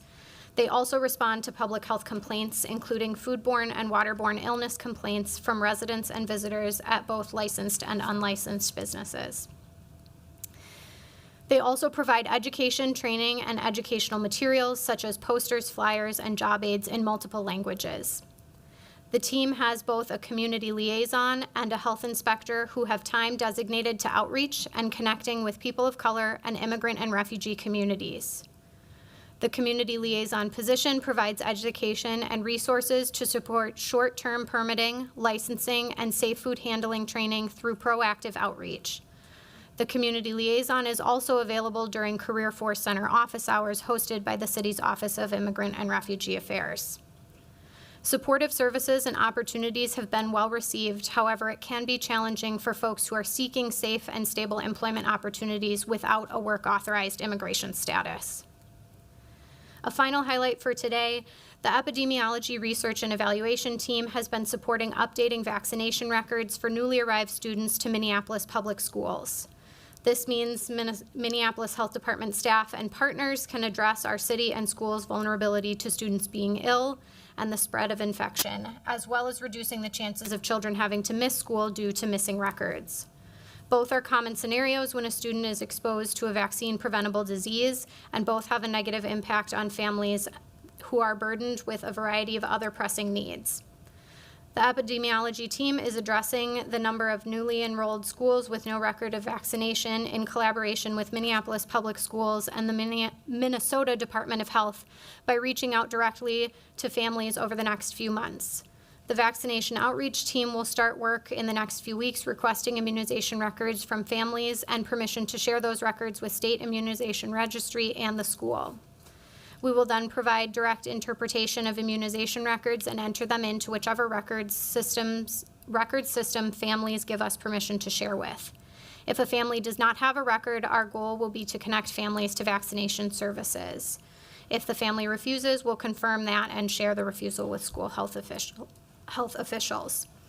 Overall, the health department continues to work to provide services to all folks in Minneapolis, including immigrants and refugees. With that, I'll turn it over to civil rights.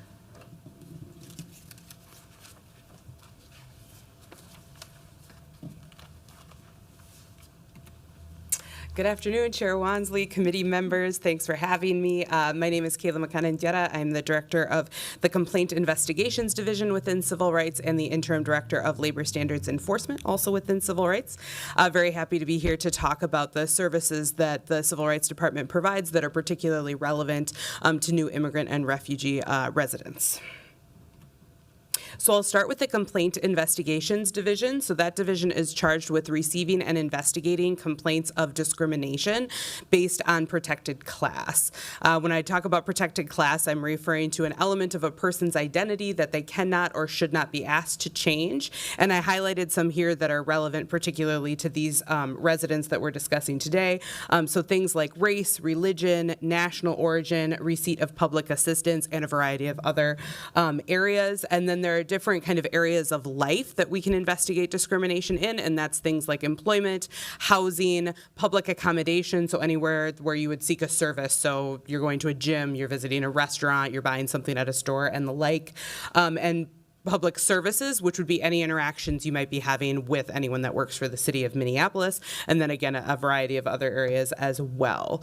One thing I want to highlight about our case processing and our investigative process within this division is that there is very often, and in the vast majority of cases, an opportunity for mediation. So all of our investigators are also trained mediators, and we find that mediation is really an effective part of the process for many reasons, a couple of which I'll highlight. One is it can make for a very efficient case resolution. We offer mediation really early on in our case processing, so if folks take us up on it, it's a way to reach a resolution quite quickly.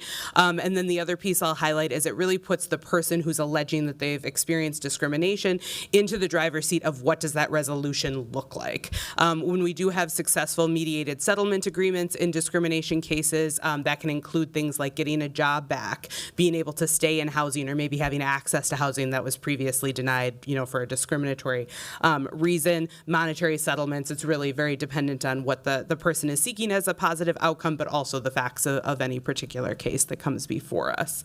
I'll also highlight that we have a variety of community partners that we refer folks to.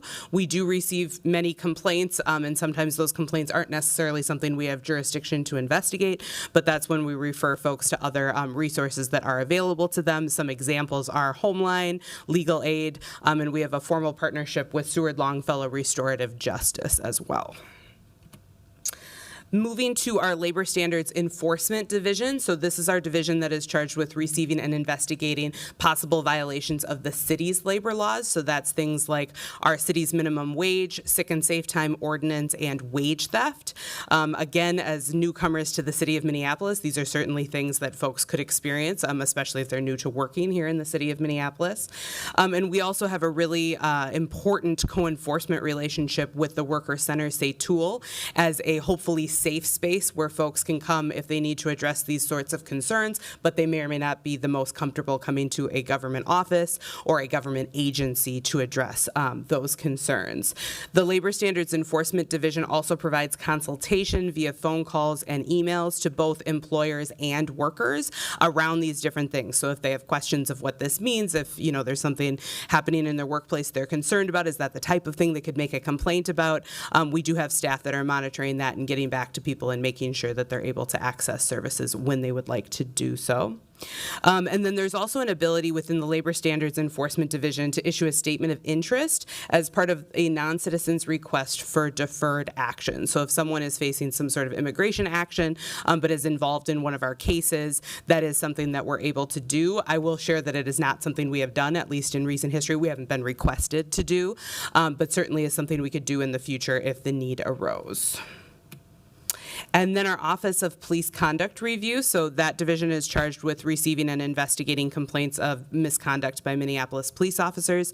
Again, as new arrivals potentially to the city of Minneapolis, certainly there could be interactions with law enforcement, and this is a place that folks can go if they feel like, however that interaction went was not positive and something that they'd like to report.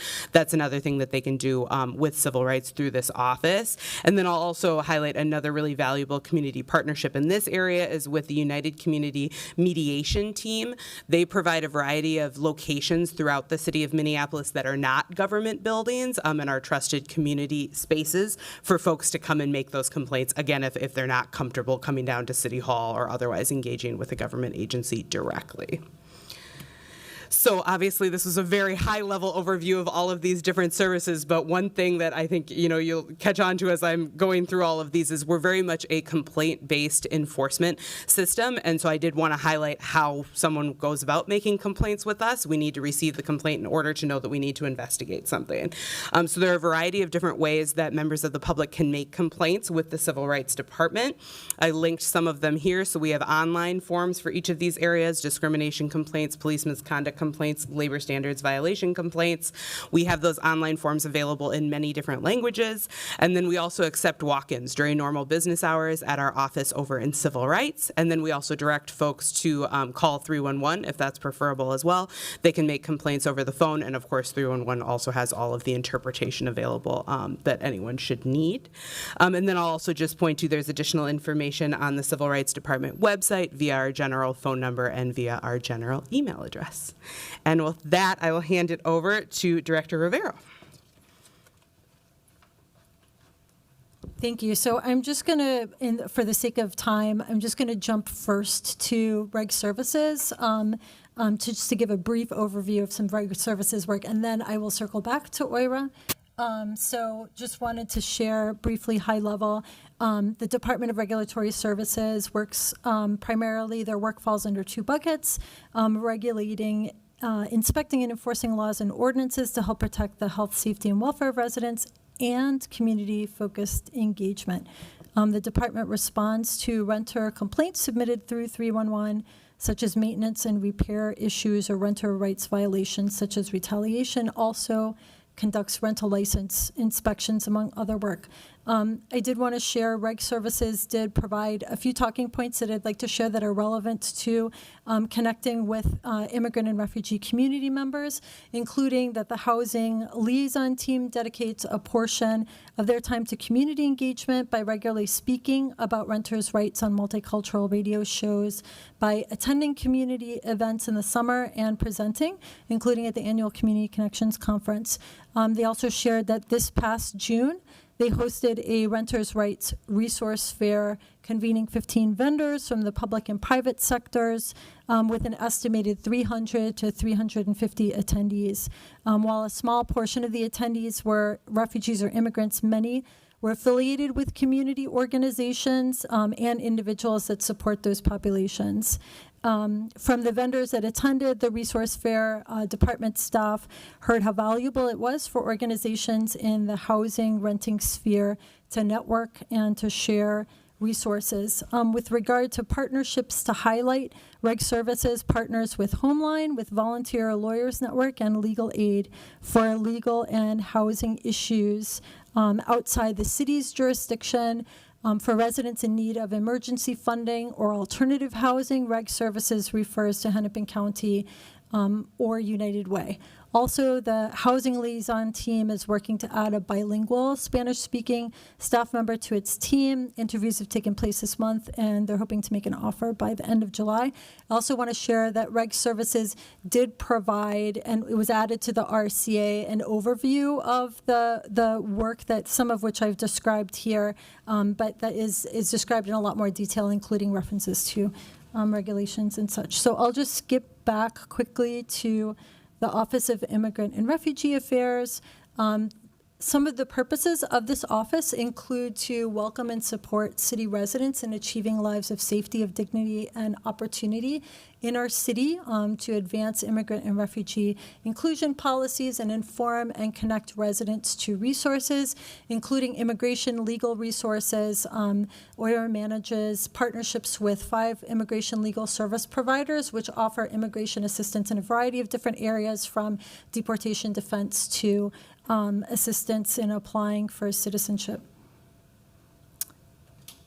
I want to share a couple of OIRA touch points with community. First, I want to say this office is expanding to include an additional community relations specialist who will be joining very soon, so doubling capacity of the office. So very excited about that. Thank you very much. With regard to OIRA touch points with community, I think it's helpful to understand how OIRA has moved from virtual engagement with community members to occasional citizenship and immigration forums that take place, alternating between Minneapolis and St. Paul, to actual weekly engagement, as Deborah Helgen referenced, at Career Force. This progression has truly been responsive to the needs that we see in community and the value of having a regular touch point with community members, so people are more familiar with the city, people are more familiar with the resources that the city offers, not just through the Office of Immigrant and Refugee Affairs, but across the city. So it's part of the reason why some of these engagement opportunities are referenced, so that it's clear this progression of citizenship and immigration fairs that were initially monthly and then alternate months, and then transitioning to an even more frequent touch point for individuals who may be new to country or born outside the United States, who may need access to initial supports to really gain a foothold in our city and in our country. I also wanted to reference the last point. The Welcoming Twin Cities virtual meeting was a virtual meeting series that started in the fall of 2022, as we are starting to appreciate an increase in newcomer arrivals, to really connect people in multi-sectoral and multi-jurisdictional ways. So individuals, whether they're with the school system, with health, with governmental offices, faith-based communities, and more, to meet regularly and talk about what we are seeing, what we are doing, how we can collaborate together. The success of this meeting series, albeit virtual, is evident by the fact that the State of Minnesota Resettlement Programs Office took over facilitating this space just this month in July, and has expanded from Welcoming Twin Cities to Welcoming Minnesota.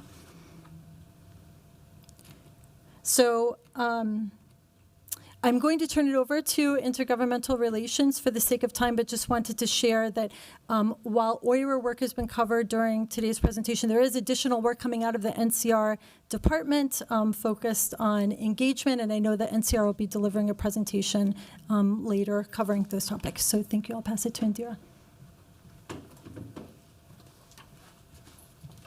Good afternoon, Chair Wansley, council members. My name is Indira Falana, and I'm with the Intergovernmental Relations Department. I'll be providing a high-level overview of our advocacy efforts and interactions with different levels of government. So I just wanted to just start with a mission, sharing our department's mission statement or our purpose. The purpose of our department is to work closely with our local, regional, tribal, state, and federal partners to pursue and protect the interests of cities and of the city and its residents. And our work really centers around building relationships with different levels of government, so that we're able to really meet the needs that may arise that require other levels of government to address, and then we can build off those relationships to get the support that we need. So first I'll begin by just talking about the joint letter that we did earlier this year in January. So we sent a letter to the White House, and we worked with the county, Hennepin County, to submit this letter, and really just kind of highlighting the needs that we need in order to serve the new arrival population here in the city and the county. And more specifically, we highlighted 3 different things. The first is additional funding from FEMA, so the Federal Emergency Management Agency, and their Shelter Services Program. So at the time the letter was submitted earlier this year in January, the county received about $1.8 million. And this only represents a little under 8% of the county's total spend.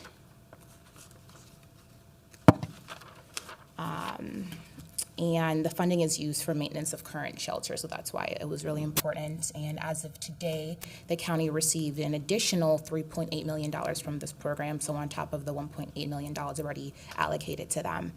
In addition, we also advocated for work authorization for working age new arrivals. As we all know, there is a labor shortage here, a high labor shortage here in our state.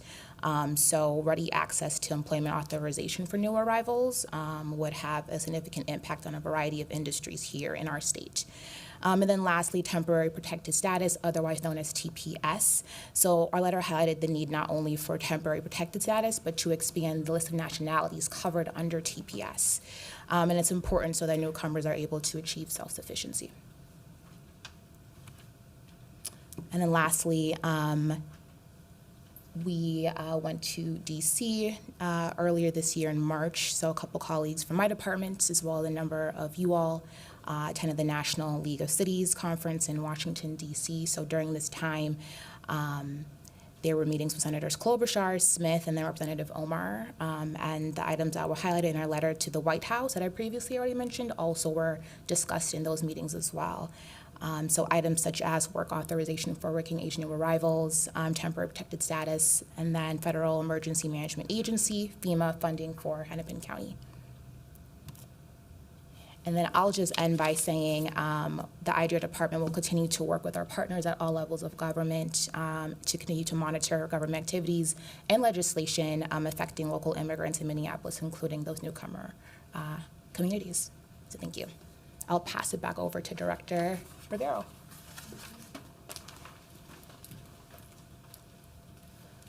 So in closing, I'd just like to say again that this is just some of the most critical work that we are engaged in as a city enterprise touching immigrant and refugee city residents, presented by staff from departments that are deeply engaged in this topic. Some of our departments have prepared handouts that are part of the RCA, and the RCA itself is a resource for additional information.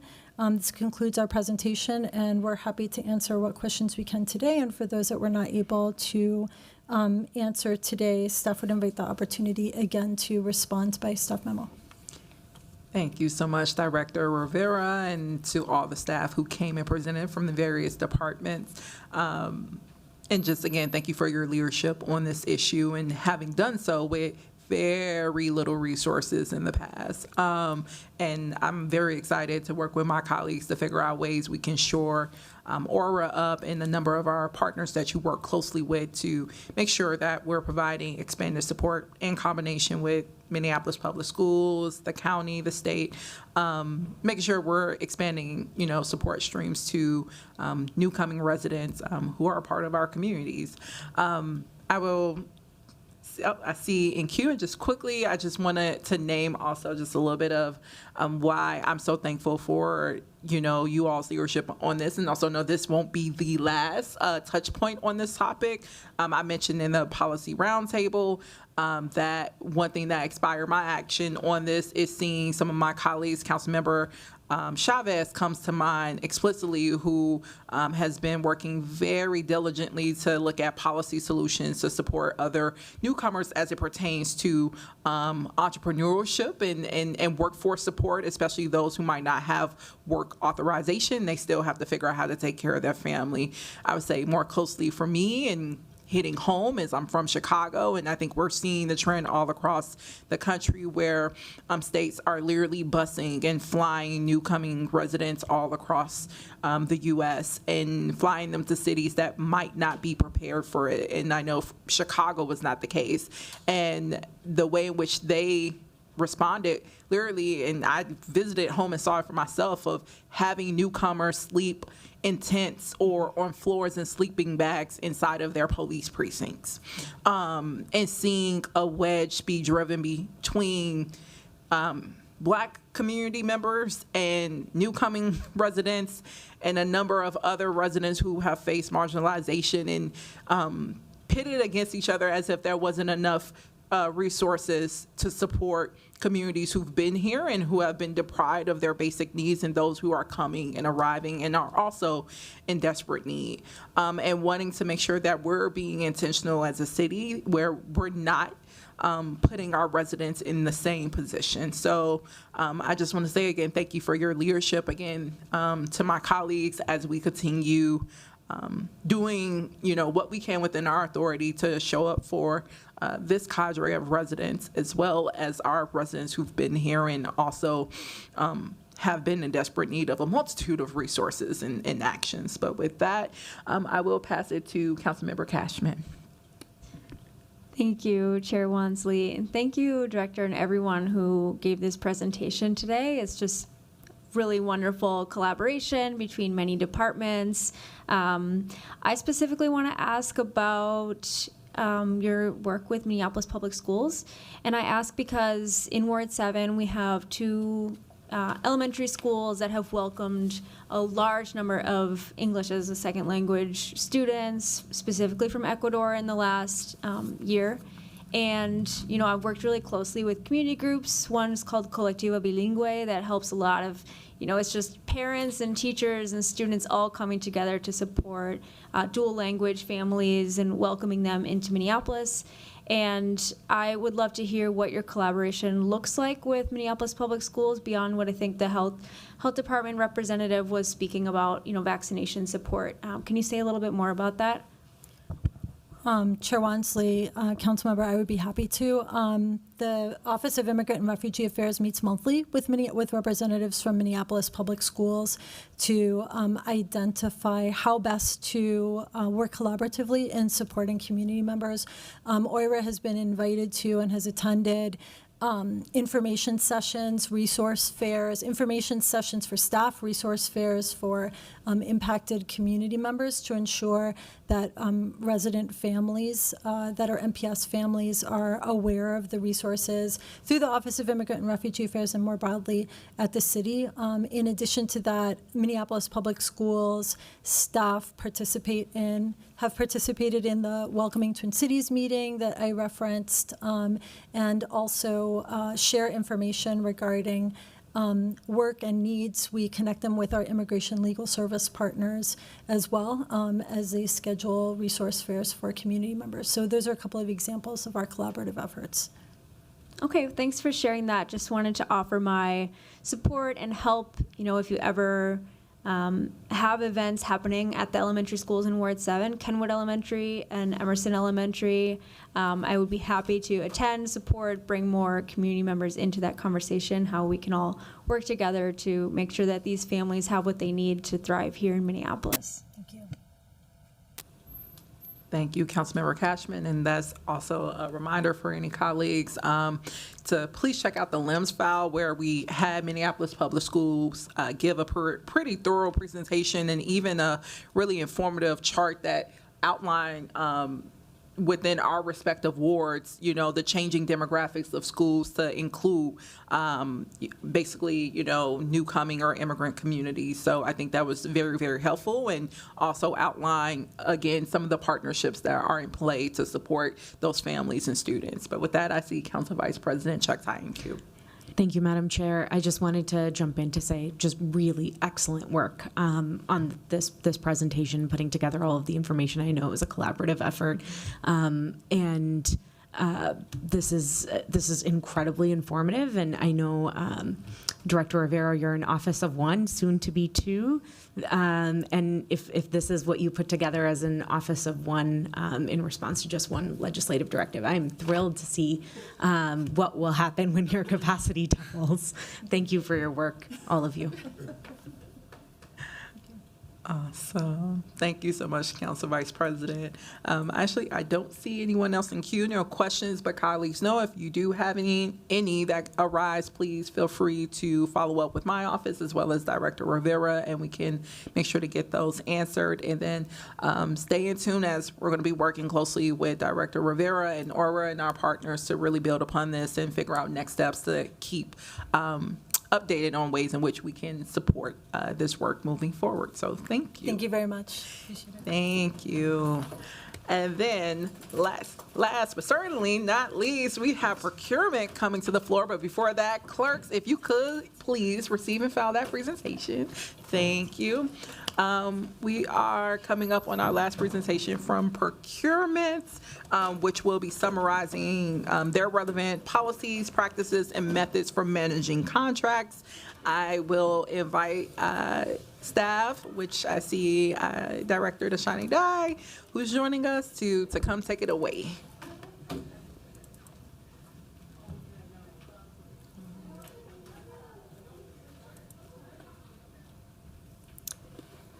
Chair Wansley, committee members, my name is Dashani Dye. I'm the city's Chief Finance Officer.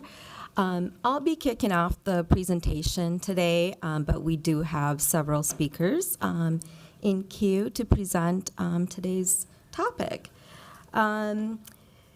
Today's presentation is is in reference to the questions you had, Chair Wansley, and we will attempt to answer all of those questions. We have staff from Finance, Procurement Division, City Attorney's Office, and Office of Public Service presenting. It's definitely a collaborative effort as a contract touches many departments throughout the life cycle of a contract. So we'll be going over the procurement process at a very high level. We will touch the legal and the contract review process. Then we will discuss the roles and responsibilities of various departments. And then we will talk about the contract management procedures, transparency in contract management and outcomes, and then we'll finally talk about accountability procedures. So for the overview and practices, some of these slides will be very familiar to you. We presented in great detail back in August of 2023 the life cycle of a contract. So our presentation today will mainly focus on the contract management piece, which will be presented by DCO Saray Garnett-Hohuli. At this time, I will call on the City Attorney's Office, Jocelyn Bremer. Thank you. Thank you, CFO Dye. Chair Wansley, members of the committee, thank you for letting me present today, take part in this presentation with this great group of people. My name is Jocelyn Bremer, and I'm a Senior Assistant City Attorney, and I will be speaking about the legal considerations of the procurement process today. So procurement is bound by a number of laws and regulations and policies. Most important, we look to our state statutes, which contain bid threshold requirements. I apologize. Name some exceptions to the bidding requirements, set forth procurement process requirements. When we look at state statutes, we also look at case law that interprets state statutes, and we look at guidance from the Office of the State Auditor, which also can interpret state statutory and regulatory guidance. We look to federal law, particularly when we receive grants from the federal government for a variety of city services, and those grants frequently have their own terms of which we have to comply with, and so do our contractors. And then there are unique to the City of Minneapolis ordinances, resolutions, and policies. So we have our Chapter 18, which sets forth our procurement regulations and our ordinances. We also have a variety of programs like the Target Market program. We have the Permanent Review Committee that reviews complex RFPs over 175. And then we have the small bid threshold. And then more information about some of the laws that the city is required to follow, and best practices guidance can be found through the League of Minnesota Cities, and these are a couple of links to some of those guidance, publicly available guidance. Additional considerations during the contracting process include looking at a contractor's history, if they're registered with the state of Minnesota to do business with the state, if they've been disbarred for fraud, if they are related crimes or previous major contract violations, then we may not be able to work with that vendor.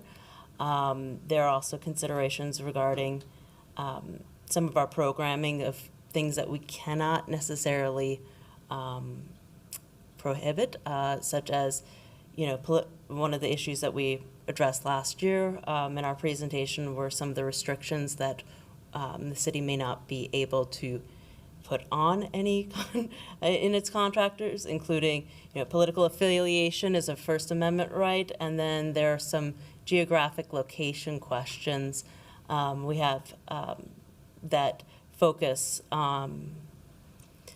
Geographic locations tend to be fairly scrutinized by federal courts, state and federal courts for whether they're discriminatory or constitutional related issues. And but we do have our target market program that does help us focus on more local businesses in the area. And I will turn over to Pam Fernandez, who's our Director of Procurement.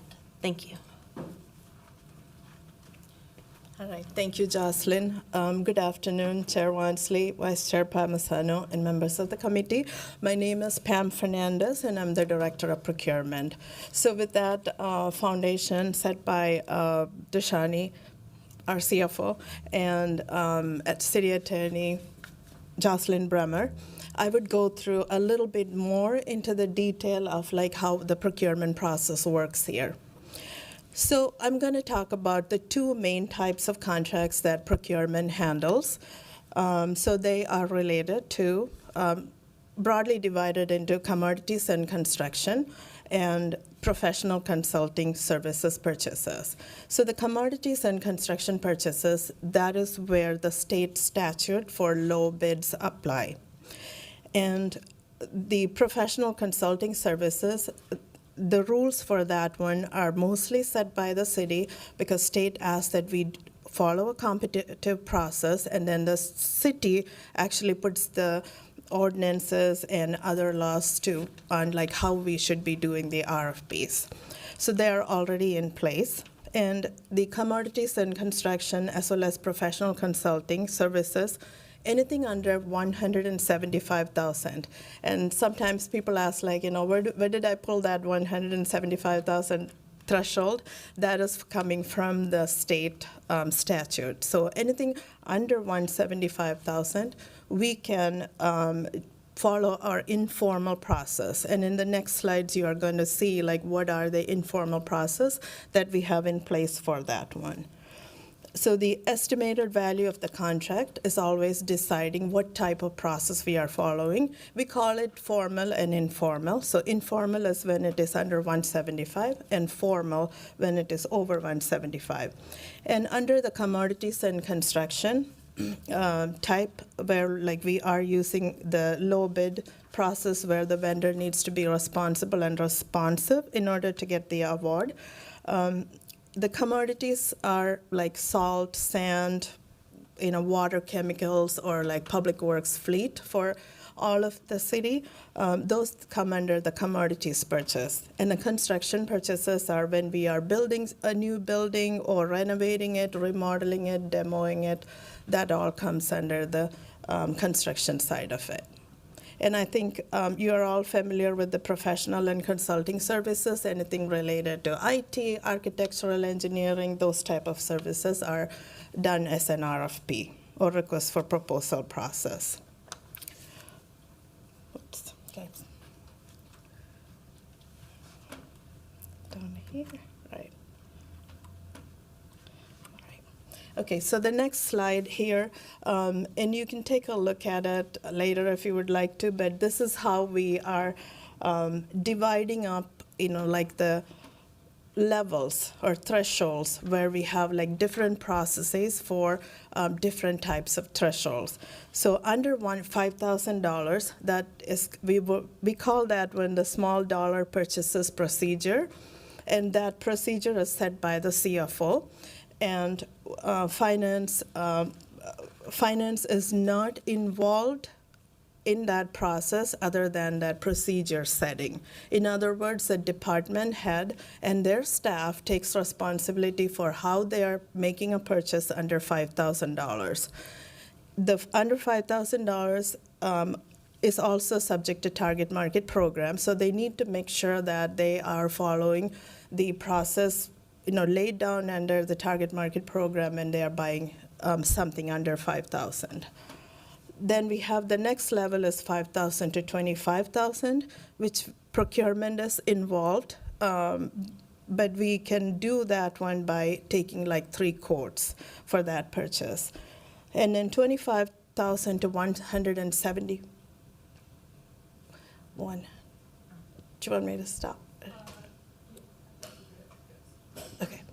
And then from $25,000 to $175,000 is always done as an informal bid, which means like we are entering that into our system for everybody to be able to submit it's a public bid, and they will be able to submit a response to that one. Again, the informal bid and anything under $175,000 will go to the target market program first. And then if we don't have enough responses, or if the responses are way too high in the prices, then we would open it up to the public. Over $175,000, I already explained that one. It's a formal bid. And this is where all the formal bid-based contracts are coming through the AEO committee. That's why we have a long list of contracts coming through every cycle. And then the next slide is related to professional services. You can see that pretty much everything is the same. The levels, level thresholds are the same. But in this process, we have the civil rights also involved, actually in the bidding process too. Civil Rights Department is also involved in setting the SEBP goals as well as the affirmative action plan approval. So this is a very crowded slide here, but what I would like to kind of mention is that procurement is not the only one making the decision of a purchase. Okay, there are about 10 different roles at the minimum involved in any formal purchase. So the different roles are: department head is foremost responsible for any type of purchase, and then there's a department contract manager. PRC, or the Permanent Review Committee, is involved. The procurement staff, along with buyers and buying services managers, are involved. Accounting staff makes sure that the funding used for the contract is existing, it's budgeted, and that we are using the right coding. Risk management weighs on any liability issues with any of the contracts and makes sure that we are covered properly. City Attorney's Office will look at any legal issues that we should be anticipating, and make sure that the contract is written and the RFP is going out in the correct way. Civil rights, I just mentioned that one. And then we have Grants and Special Projects Office, who would take a look at if there are issues with the grants and how we are spending it, or is there a special kind of reports that we need to submit? All those are monitored by the Grants and Special Projects Office. And then finally, we have the City Council and the Mayor, who would take a look at everything that is going out from the city as a contract award.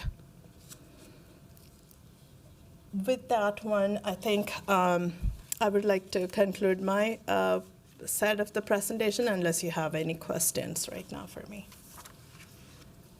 There are no questions in queue, Director Fernandez. Let's see, there's five more slides, so sure, staff are more than welcome to continue Yeah. on. So I would like to invite Deputy COO Saray Garnett-Hatcherly. Welcome. Welcome. Good afternoon.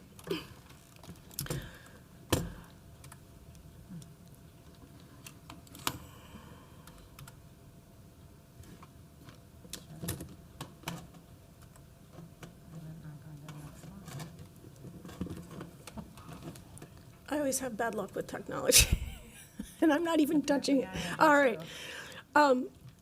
As you have heard, this is a collaboration between the City Attorney's Office, procurement, and most importantly, the department heads to move a contract through our process.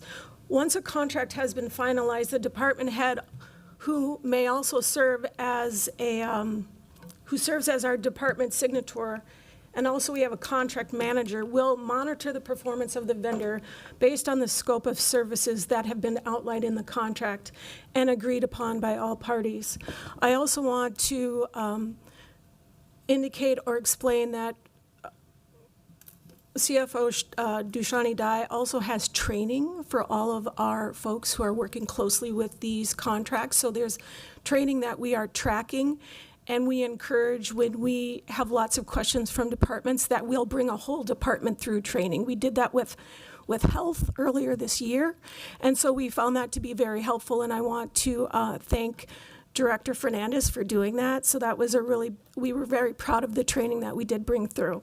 So I want to note that the contract it's legally binding. And one of the most important parts of our contract is the scope of services, and this includes the expectations around the milestones, how we're going to report those milestones from the vendor to the city, deliverables, geographical areas of service where applicable, and the end product that is expected to be provided by the contractor. So we go into this relationship fully understanding what are the services. In addition to defining the work, the scope of service is a tool for the contract manager.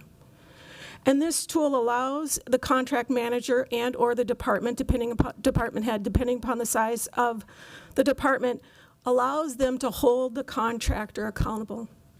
So we do this by regular communication and check-ins between the contract manager and the contractor to ensure that the work is on track and meeting expectations. These check-ins are used to discuss items that are out of scope and to address any issues that may have come up, which they always do. If changes to the contract are required, then an amendment is drafted and signed by both parties, and then we move through the process. Also, the city attorney always assists us in drafting the scopes of services on other elements of the contract when requested or as necessary for complex contracts. And I will note that we work super close with them on a regular basis. Almost it's like, oh, are you calling me again? But we like to engage our partners in the offices early. We ask the questions about if there's any risk. And we want to move through the process mitigating any unforeseen issues and keep the department on track in terms of timelines and deliverables. We also work with procurement. Also, we lean on them, again, talk to Pam on the regular, as we go through the bidding process because we want to get it right. If a department notices that a vendor isn't performing, because it does happen, the department will work with the procurement and the attorney to develop a plan to correct the underperforming issues, or we end the contract, and it's a mutual agreement if the issues cannot be addressed through the city attorney's office. Next slide. To further articulate the department staff and our contract manager, we are responsible, very responsible in the success of this process. We don't go into any contract without understanding, is there funding for the project? We also want to know if there's alternative funding. Could it be grants? Could it be other ways? But we always go into this contract understanding where the funding's coming from. Once the funding is secured, the contract manager can move forward and engage partners in drafting the scope of work and our product specifications so we really understand what we are going out to contract for. We follow all of the solicitation deadlines. The contract manager reviews all of the list of responses. And before we go into that, we oftentimes have interviews with these vendors to understand, is this the right partnership that we want to go into with? The department, again, always works in collaboration with our attorneys, negotiates the contract with the vendor, and once the contract is executed, the department contract manager is responsible for managing that contract, including all change orders and amendments. In many cases, this does require council approval. So the department is responsible for reviewing all invoices and payment requests. This review ensures that work stated has been complete and meets the standards outlined in the agreement or the scope of work. It includes all necessary documentation as outlined in the contract and/or city policies and procedures. Next slide. Again, there's lots of hands in this process. There's lots of checks and balances, but the procurement staff is responsible for providing resources and support to contract managers for questions or concerns to make sure that the purchases that we're doing are meeting all of our guidelines.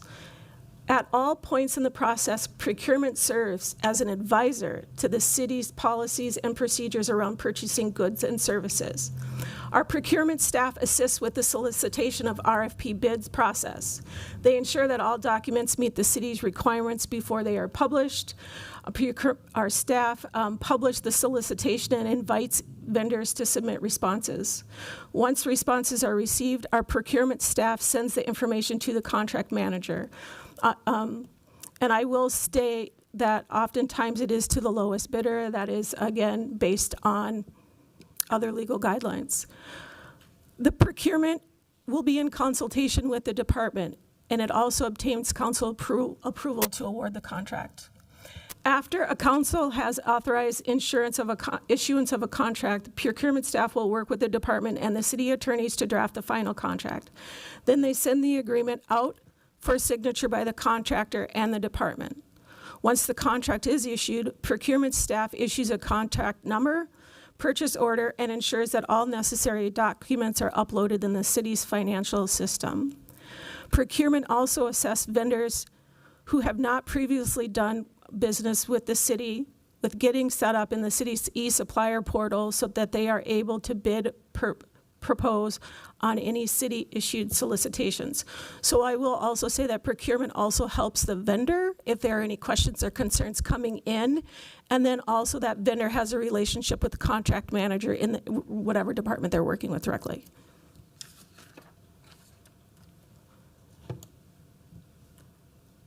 Once a vendor is established and identified, the department develops a relationship. Relationships are very important to the success of anything that we do. And as I mentioned earlier, regular communication and check-ins are a must, and we expect our contract managers to do so. Again, this includes introductions to city staffs essential to the project, understanding some of our guidelines and ways to receive invoices, because oftentimes we give information, vendors will send us an invoice, but not in the right format. That does delay payment. Things happen, but we want to work with people. If there's at any time a barrier that we see, we try and solution, we try and work with those vendors. And if the contractor identifies items that are out of scope that need to be added to a contract, we will work with that vendor. We will work with the contract manager, the city attorney's office, and procurement to make sure that we are following guidelines. Again, the vendor carries out work according to the scope and the agreed upon within the contract. We're working with the legal document. Again, department communicates with the vendor to ensure that they have all the information that they need.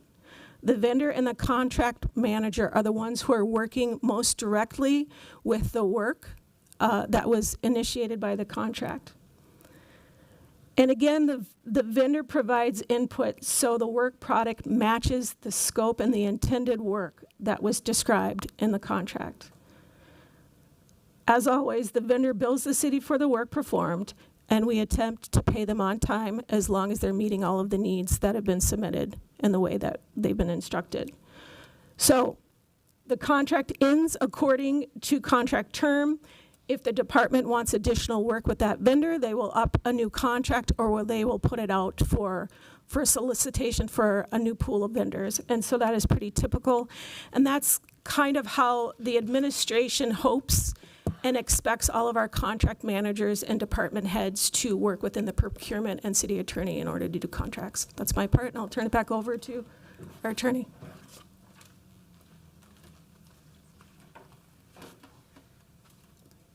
Thank you again, Chair Wansley, committee members. Go back.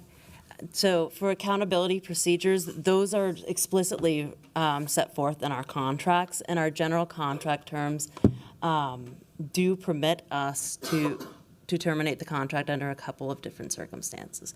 So of course, before terminating the contract, departments are really encouraged to work with the contractors and vendors to try and resolve the situation, because termination can be a kind of a harsh penalty for people. We want to work with our vendors. We want to work with our consultants and our providers of services out there. And so we do certainly encourage departments to do that. However, there are some times where there's not an ability to reach an agreement or to, for the contractor is unable or unwilling to work informally with the city. So in those type of situations, we have a couple of methods to terminate. We can terminate with notice, with 30 days notice without cause, or if there is a, if the parties want to continue to give more time to cure a default, there's a 60-day notice of termination that we provide, where we issue a notice of default, give the contractor time to cure the default, and if the contractor is unwilling or unable to cure the default, unfortunately, city ordinances do state that the city cannot enter into new contractors with a contractor that has defaulted. So the default remedy is pretty significant, and we do try to work with our vendors so that they aren't prohibited from working with the city except in the most extreme and egregious situations. There's also options if there are, I apologize. No, I'm sorry. I just want to, because I know we're about to lose quorum. Council members have to step outside at least before that happens, ask the clerks to receive and file. If you, I think Vice Chair could stay for one more minute. If we could summarize it, then we can get questions over to you all through a staff memo if there's any through email. Of course, Chair Wansley. I was just going to finish up and just note that bonding insurance also provides remedies if there's damage to the city or if the city runs into financial harm during these contracts. We can pursue remedies that way. And there are just some additional resources. Thank you, Chair Wansley Committee. Thank you so much, staff. Also, my apologies, CFO Deshani Dye, I called you director earlier, but thank you so much for this presentation.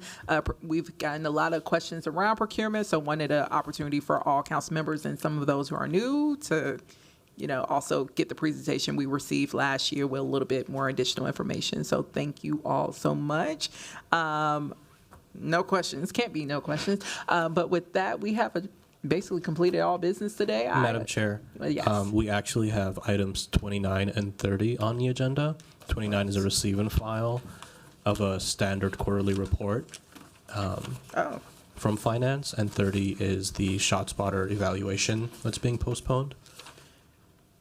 Okay, here's the script. Okay, first, there was no presentation for item 28, so I'm just going to ask clerks to receive and file that report as well. If there's any questions regarding that, colleagues, please feel free to follow up with me.